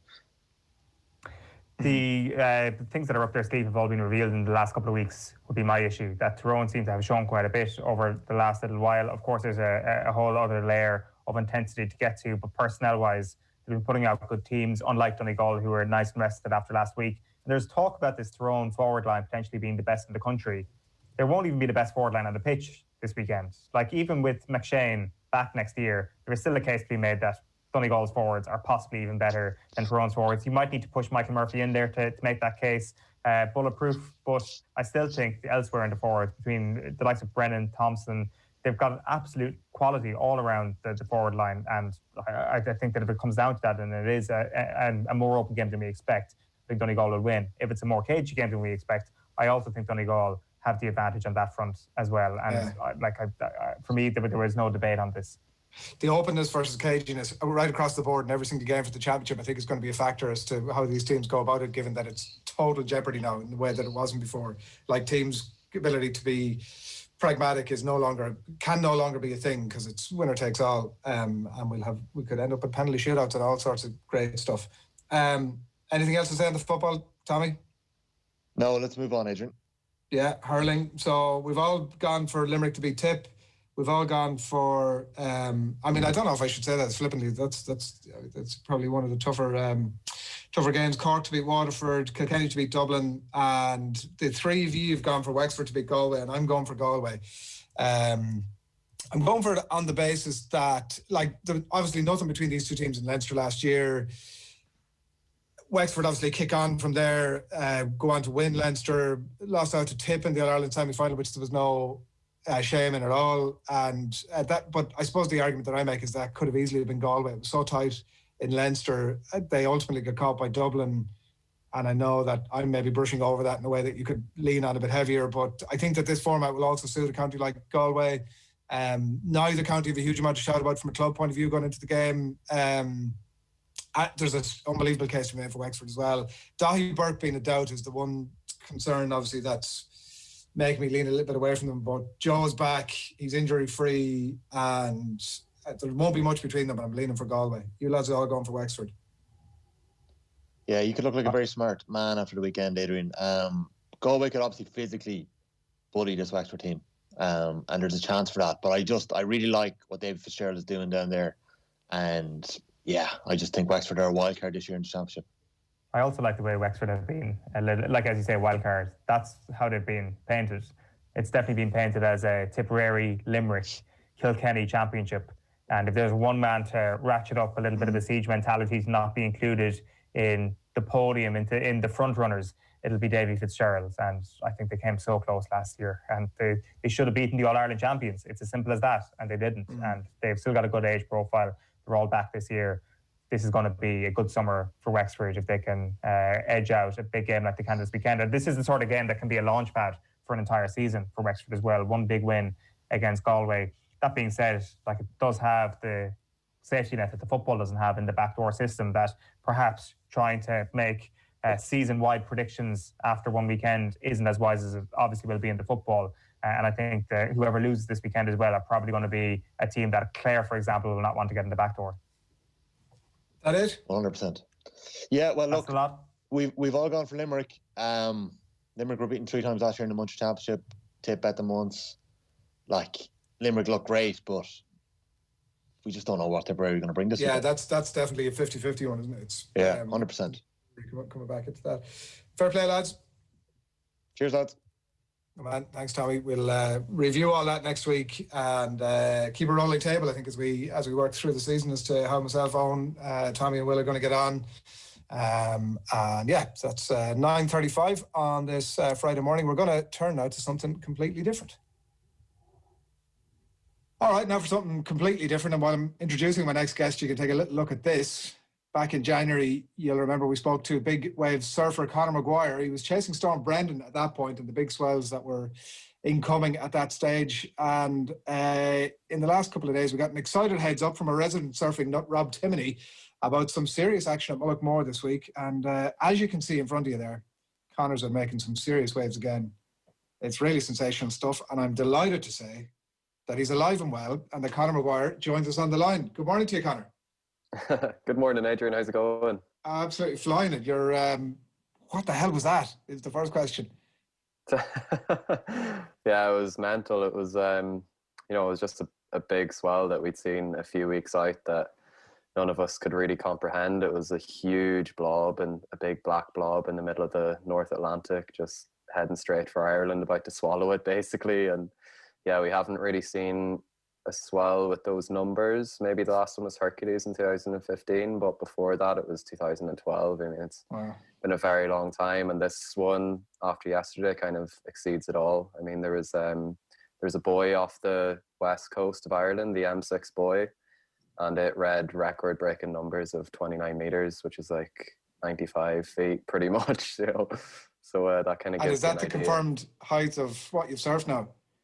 No, it kind of, the swell would have dissipated a little bit by the time it got to us, but it was still, there was still huge waves, probably 60 foot plus. 60 foot. Is that what you reckon it was? It's hard to know, really. I'm a pretty small fella, so that might be taken into consideration. But yeah, I reckon I seen 60 foot plus lumps of water moving over Shallow Reef. It was pretty incredible. It was mesmerising to watch, really. And it really is when you're in the safe zone of your home looking on, even unhinged. And like people like Kelly Slater tell you it's 3 million Insta followers, that it was nuts as well. But certainly puts it into perspective.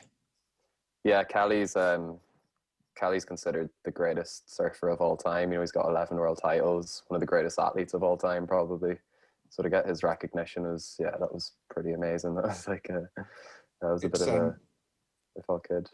Yeah, it's fascinating to hear you talk about like knowing about it weeks out. You're guaranteed once you've spotted it at that point that it's coming Mullaghmore direction, and this is something you can prepare for.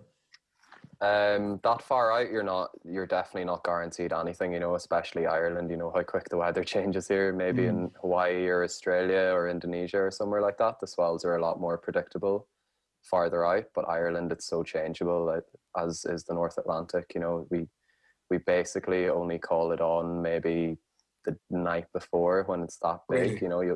You'll keep an eye on it for weeks and be like, wow, that's big, but you don't actually know what it's going to do on the day. But so you're sitting there the night before, like 7, 8, 9 o'clock sort of thing, and you're like, this is on now. Basically, when you see that black blob or that huge swell, you're checking the winds, the swell direction, what the tides are going to be doing that day, and you're checking the changeability and variable factors every single minute, pretty much from you see the blob. And then the night before, you just get geared up and get ready. But it's Ireland, so I mean the conditions could change last minute. It could say that it's offshore and sunny and light winds, and you get there in the morning and it's howling like 60 knot winds, and you just can't predict it, you know. But this morning, or Wednesday morning, was very different, so we're very lucky. So you're having no sleep Tuesday night, is that right? Or do you sleep like Yeah, Tuesday night I was up all night. I woke up 3 or 4 times just to the sound of waves breaking just down the road. You could hear like, it was crazy. The whole house was rumbling. It sounded like thunder. Is there anything you can do to prep it, or is it like outside of getting your gear ready and that stuff, is there anything you can do to prep yourself for it? Like, or is it just a case of, I've done the work, I know what I'm doing, the gear is ready, let's do it? Yeah, I mean, it was kind of a day that I've been preparing for mentally my whole life, really. You know, I started surfing Mulligmore years ago, and a big thing for me is just visualizing what's going to happen. And yeah, just weeks in advance, I must have surfed that wave 1,000 times in my head, you know. Just sit at home and do breathing exercises to make sure your lungs are right, and do a lot of stretching, and yeah, try and surf a little bit in between. And but yeah, I think the main thing that helped me and made me feel calm and everything on the day was visualization. Yeah, I'd say. Like on the outside looking in, it looks like the freest a human being could possibly be, you know, like you're very much at one with nature. How, the other side of that, like how technical a thing is it? Like, are you in the moment going, we'll just go with the flow here, or is it a very technical process of responding to the conditions around you?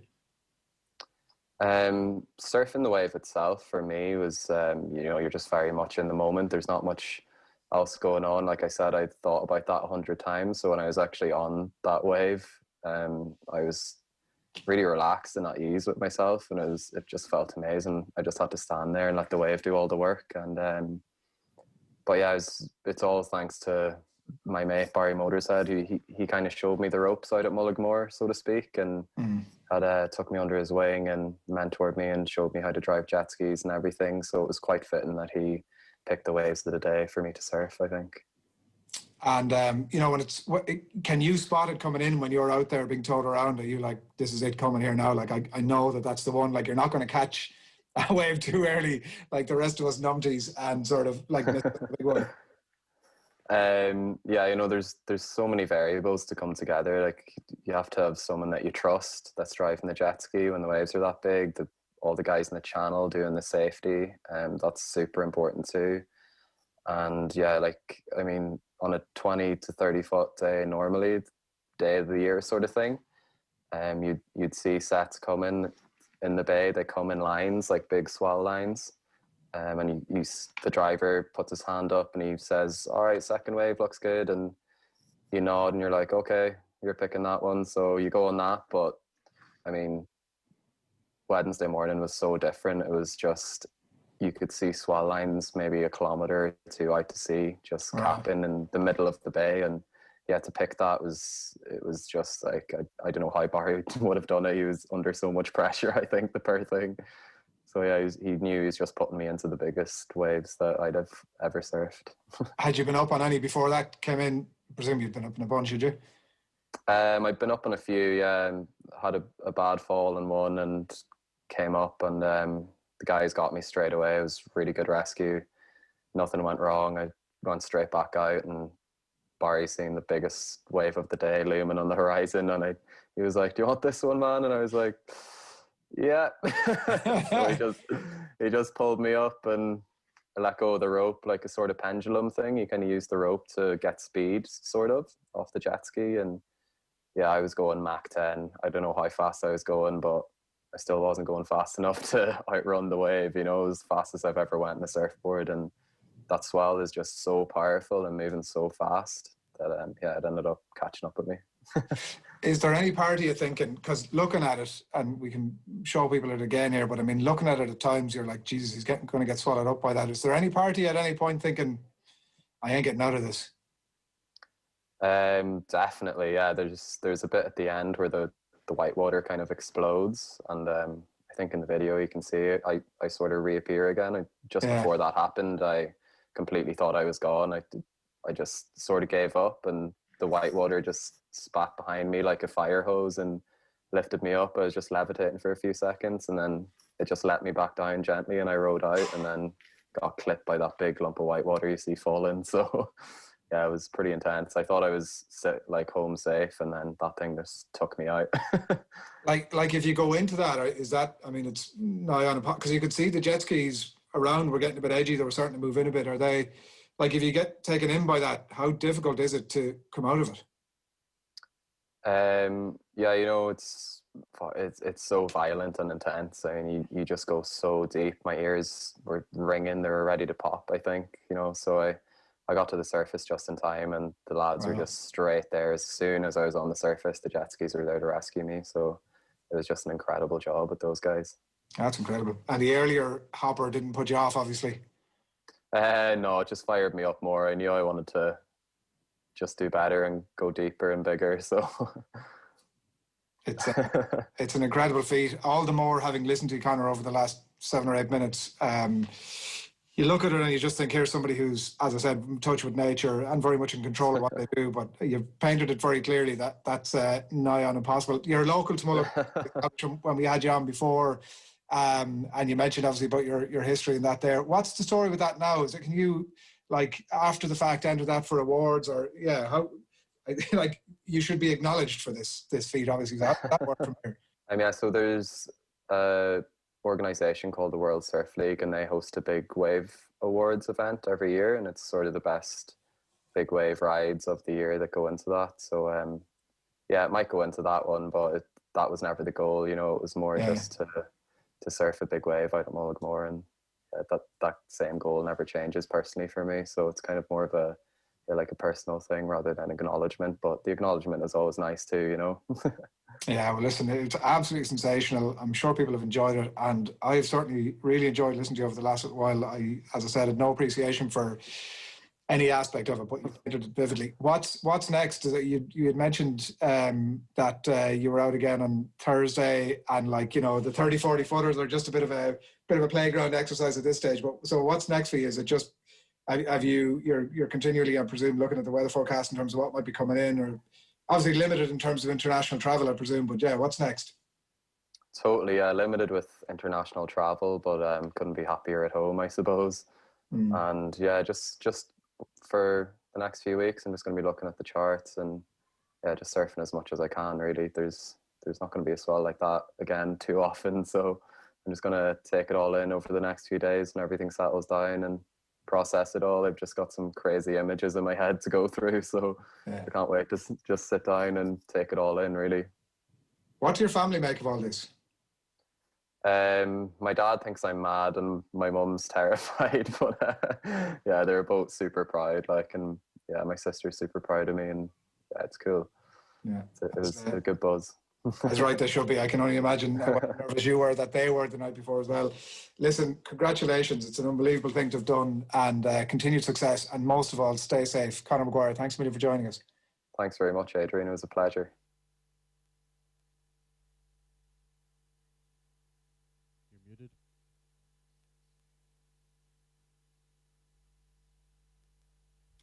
Apologies. It's 2020, folks. Conor McGuire there in conversation with us a little bit earlier about that unbelievable feat. He wanted to mention as well, by the way, that we didn't want to leave it unchecked, that the amount of work that's gone into liaising with the Coast Guard, spotters on the cliffs, local emergency services for those surfs to actually happen safely. And even that really puts everything into perspective. And I've no doubt that we'll be catching up with Conor again down the track as that continues. That is it from us.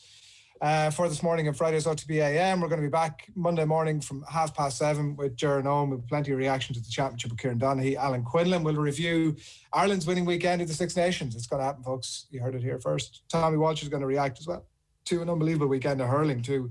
Hurling championship action. It's a cracking weekend of sport, and you can check out Owen's guide to exactly what it is you should and shouldn't be watching if you jump onto otbsports.com. We brought you some of this a little bit earlier on. It's a brilliant chat. It marks Vodafone sponsorship of the 2021 Lions Tour, and we were delighted during the week to be able to join by a couple of absolute legends, more of which you will hear from on the radio show this evening in relation to the Six Nations specifically. But there was 50 minutes plus of brilliant Lions nostalgia in the company of two former captains, Paul O'Connell and Sam Warburton, in conversation with Joe during the week. Enjoy it. To bring this back to the Lions then, that was a very interesting tangent. Paul, you experienced the full gamut then, 2005, not an enjoyable experience, and we've talked to you about that before. 09, that fork in the road moment, and the old school approach seemed to return, and then 13, a winning tour, and it seemed like a continuation of the theme of 09. You might give us a sense of that experience, those 3 tours, and the difference in approach. Yeah, well, 2005 was a very tough tour. I think Clive Woodward tried something different. He brought 44 players. He brought 10 coaches. He kind of picked his probably first choice test team in and around very early on, even maybe before we went on the tour. So there was a midweek team and there was a Saturday team, but there was a midweek coaching staff and a Saturday coaching staff as well. And we were very often split in different hotels, so we tried to base ourselves in Auckland quite a bit, and the other team would move away. So it was kind of a really splintered tour, and it didn't work. We didn't perform as a team. We didn't come together as a team. We were very, I suppose, unlucky to lose Delalio early on, then to lose Brian O'Driscoll, then to lose Richard Hill, who were probably 3 of the best players and big leaders, big influencers in the dressing room and in the group. And probably the rest of us then as senior players didn't stand up. So we came across an incredible New Zealand team who played amazing rugby, and we were beaten 3-0, but it was a very tough tour. There was very little good in it. There was very little good that I remember in it. And, you've heard all the stories. We roomed on our own and things like this. But in 2009, we effectively went with two head coaches, kind of, Warren Gatland and Sir Ian McGeechan. And if there's one thing Sir Ian McGeechan knows, he's a custodian of some of the things that works with the Lions. I remember one of the first meetings I had with him, they were just finishing off one of their selection meetings, and he was just saying, it's hard to believe that I didn't realise this before, but he was saying selection is incredibly important. It's the most important thing we can possibly do, besides all the facilities and all the other high performance aspects.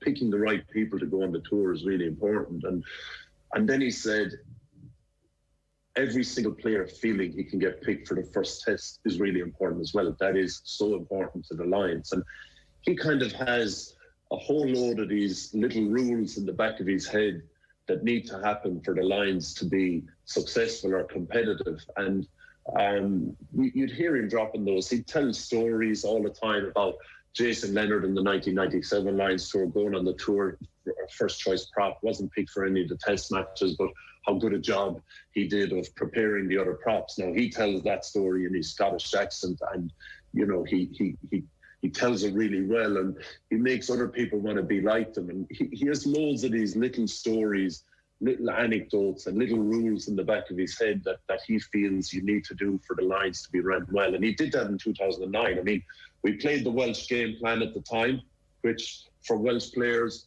it's incredibly easy to learn. It takes about 15 minutes to learn. And it gets everyone on the same page really quickly. It's a lot easier to do now because a lot of the game plans that teams use, I think because of YouTube and analysis, everyone knows the type of games that people play. And if a coach says we're going to play this way, nearly every player can drop into it straight away. It wasn't like that in 2009, but we knew the Welsh way of playing from analysing them. The Welsh players that were on the tour obviously knew it. The Wasps players that were on the tour knew it because they had played it with Wasps as well. So you had these on-field coaches and players as well. And so we had this simple game plan. You Sean Edwards coaching the defence, he's highly detailed, but he makes it all very, very simple for players as well. And we got on the same page really quickly. One thing that they did as well, and sorry for the long answer, I remember we trained, they used to bring a gym to the training grounds in 2009. They used to set it up beside the pitch. So we used to arrive to training. We'd do weights while the backs did their backs moves. The backs would do weights while the forwards did some lineouts and scrums. We'd take a half an hour break to have some coffee and a bit of food and some protein or whatever it was. They'd roll out a TV onto the pitch, which they had a small little generator for. We'd do a 15-minute meeting. We trained for an hour. We'd be done by lunch. And they'd have us spend the rest of the day together, get to know one another, doing touristy things. And I think that's one thing Sir Ian McGeechan was big into, was just trying to make sure we became a team. He wanted us to be technically and tactically right, but he wanted us to be a group of people that wanted to play for each other as well and had a bit of glue holding each other together when we got to the test matches. And, you know, it ended up, we socialised a lot. We were encouraged to go out a lot as well. You know, you have guys like Adam Jones, the Welsh prop, who didn't drink for a year, so he got picked on the tour and then didn't stop drinking once he got on the tour. And it ended up being a real fun tour. We lost 2-1, but we played some great rugby. I think that fans and people watching on TV could see how committed we were, how much we wanted to win, how much we were enjoying playing with each other, and they got it right. And I think that's then would have brought a lot of that on to the next tours in Australia and in New Zealand as well. And maybe a culmination of that, Sam, because Paul, I always remember Paul coming back from the 2013 tour and talking about how Dan Lydiot had taken the time after sessions to show the Irish players the chop tackle. And that's, you know, that is the ultimate. Like, you guys are going to be going at it in the Six Nations very soon afterwards. So I'm wondering, you know, like that's an amazing level to get to, that you're sharing that kind of insight with each other. Unless, were you afterwards saying, Dan, what are you doing? Don't ever do that again. Don't show the Irish players anything. No, you do share everything, because your Lions does come first. You do whatever it takes to get the Lions to win. But there's, especially like Paul alluded to with the analysis, there's one thing knowing what's coming with the team tactically. There's another thing stopping it. So we knew that when we played our game plan back then. We knew all teams knew our game plan. It was, you know, hit Jamie Roberts at first phase, get our 3 biggest ball carriers from the forward pack on the next 3 phases, come back to the open side of the strike move with another heavy loaded back like George North or Cuthbert. And you'd like to think out of those first 5 or 6 phases, one of them would have been a bust. And that was almost the game plan. But there's one thing knowing it, and there's another thing for teams to stop it. I think we got to about 2014, 15, and teams were coming onto it and they were matching us from a physical point of view, and that game plan slowly evolved. And then defensively, our game plan was very much, and that was actually thrown in for the quarter-final for the 2011 World Cup. We hadn't really had a low tackle focus at all under Sean Edwards, but Ireland, you know, that was when like Sean O'Brien was a rampaging best, you know, in Stephen 11. Ferris. Your back row is Heaslett, Ferris and O'Brien, like a phenomenal back row, probably one of the best back rows I played against in that World Cup back row. And so obviously the ball carrying meters for those 3 alone was sky high in that World Cup. So we just threw as a curveball tactic that every single tackle has to, and it's difficult to do that these days. It's easier said than done. But back then we said, right, every single tackle has to be low. And I think Sean O'Brien, we had a stat back, you know, that whole game made something like 5 meters, because all of a sudden you've just got players like, you know, myself and Dan and the rest of the team just going for laces all the time. And we had quite a few players who were strong over the ball, so we could compete over the ball doing that. And that wasn't a tactic we took into every game. That was just a one-off tactic for that quarter-final, which paid off, fortunately. But that was a Sean Edwards tactic, which was very cute, and that worked well for us. Right, okay. The image lots of people will have from 2013 and the finale against Australia is, for different reasons, you, Sam, you, Paul, and Brian O'Driscoll in your suits for that final test. So that's bittersweet. To what extent bitter, to what extent sweet, Sam? Yeah, I remember we were actually, like, the celebrations were on in the changing room, and you know, Daniel Craig would come in, boys are popping champagne, and like you get involved and stuff, but it's not the same unless you've gone through that 80 minutes yourself. It's not just 80 minutes, it's all the physical effort from the training, from the Monday to the Saturday, the emotional energy that saps from you throughout the whole week. You're on this roller coaster from like a Monday to a Sunday, just gradually going up and up and up and up until you peak at match day, then you come crashing back down at the final whistle. But until you go through all those physical and emotions, physical and psychologically, you know, we go through all that energy, it doesn't feel the same. And it was obviously, I was delighted, but my first thought as soon as we won, like, I was celebrating, it was amazing, but I thought I got to go on the 17 tour and finish off a series, because like I felt I couldn't take any credit whatsoever for that last game. That last game was amazing, but I guess I'm being a bit hypocritical, because I think of the contribution that Brian and Paul made to that tour, and it was enormous, and it contributes massively towards the winning series, you know, massively. But without taking part, it is very definitely bittersweet. And you know, we sort of said that to each other in the change rooms. It was an amazing occasion, but you couldn't help but think, I wish I was playing. You must just inevitably, Paul, be a bit detached. You are a little bit, but you know, you've probably been the guy that's played in the past where you've genuinely said that this is for everyone. So you just have to buy into it. I'd broken my hand in the first test, which is disappointing because it hadn't been that bad. I mean, I'd gone for an X-ray just to make sure on the Monday afterwards, and I found out it was broken. So I didn't really expect. I played quite well in the first test, and I didn't expect I wasn't going to be playing in the second test. So I was gutted to be ruled out. And you are a little bit detached. You know, everyone wants to be first choice. You know, you have to be a team player, but everyone wants to be first choice, and that's a good thing. Competition is great for a squad, but it was tough watching it from the stands. It's funny when I think when Murray put Jamie Roberts in for the try, and we kind of realised we'd won it. I'm delighted to say that I wasn't thinking about money, but Ian Evans knew exactly what the bonus was for winning the test series, and started telling all the lads that were in the crowd, because it wasn't based on whether you started or how many test matches you've been involved in. So there was double celebrations when we realised there was a bonus. Paul, were there players across the Lions tour that you had preconceptions about that were totally wrong, or players that you hit it off with and didn't expect you would?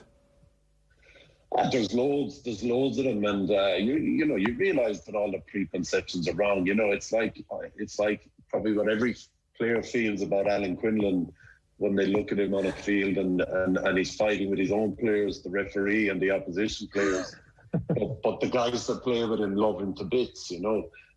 So, you know, your Matt Dawson would have been a guy that's, you know, spiky scrum half that no one likes to play against, but he was a great guy in the 2005 tour, very interested, always wanted to chat and always wanted to get to know people, even though it was such a tough tour.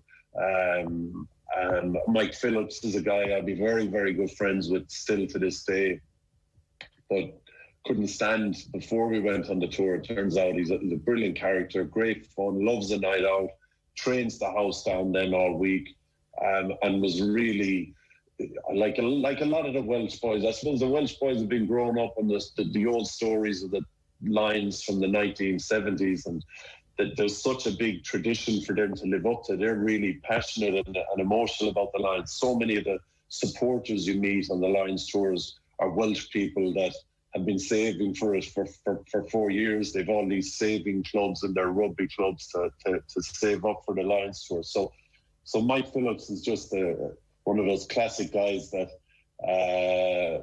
you know, when you get to know him, he's an unbelievable character, great fun, and a great guy to play with. Incredibly physically committed, emotionally committed, and he was great fun on those tours.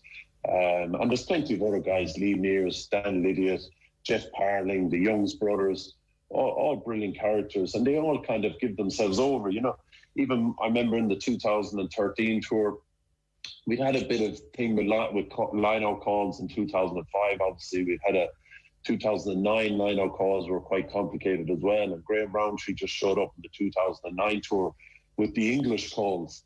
And he said, this is what we're doing, no questions, just learn them and get on with it. And they were actually very complicated themselves. They were very hard to learn. Some guys really struggled with them. Ian Evans, again, struggled with them for the whole tour. But he just said, this is what we're doing. And then you ended up with guys like Tom Youngs, Jeff Parling, who didn't use the fact that they knew the calls as a tool for selection for themselves. They just became on-field coaches, started off-field coaches, started showing guys English lineouts, and this is how it works, this is how the system works, totally gave over everything. And that kind of stuff builds morale in the group. Because generally speaking, the way you play or the things you do moves on so quickly. There isn't really a problem with sharing anyway. Right. Sam, New Zealand for you then, captain again. I don't think many people... Is Sam gone? Are you there?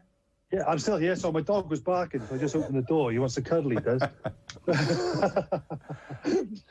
You're a big dog lover, aren't you? That's right through your book as well. Dogs. Oh, you're a sucker for them. Yeah, he was he was barking then because he obviously wants to jump in with me. So I had to open the door for him. I thought you would have carried on barking through the interview. Sorry. No, it's all right. Well, not to embarrass you, but your mum had put the dog on the phone to you when you were away on tour. Oh, yes. Oh, so I got my first cap. I got my first cap at 20. I was away in the USA. And, I was on the bench and didn't come on. So I went back to my hotel room. I was absolutely devastated because I thought I was good enough to play, and the coach didn't put me on. I went through the whole week, like building up for my first cap. I was the only substitute not used. So I went back to my hotel room. I rang home. I was like, they obviously watched it on telly. They were devastated. So I said, and my dog would talk to me, see? I said, can you put Ted on the phone? So they put Ted on the phone. I could make certain noises and he'd howl back at me, and I was in bits then. But for God's sake. Mate, they're family. No one wants to hear this. Most people miss their kids, Sam.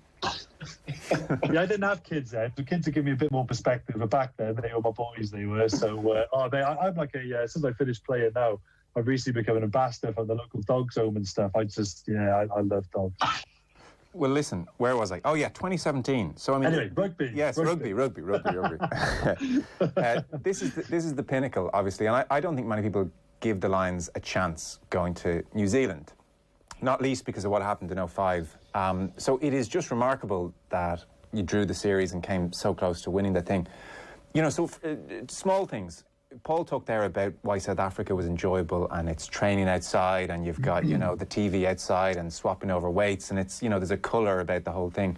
New Zealand is winter, and it's dark, and it gets, dark early, and it seemed like in 2005, lads boxed in their rooms with not much to do. How did you counter that in 2017? 2017 was hard. I don't know, and I don't want to call anyone out. I don't know who made the fixture list or the schedule, but the schedule was brutal in the sense... I think we went to Auckland 3 or 4 separate times, up in north, south.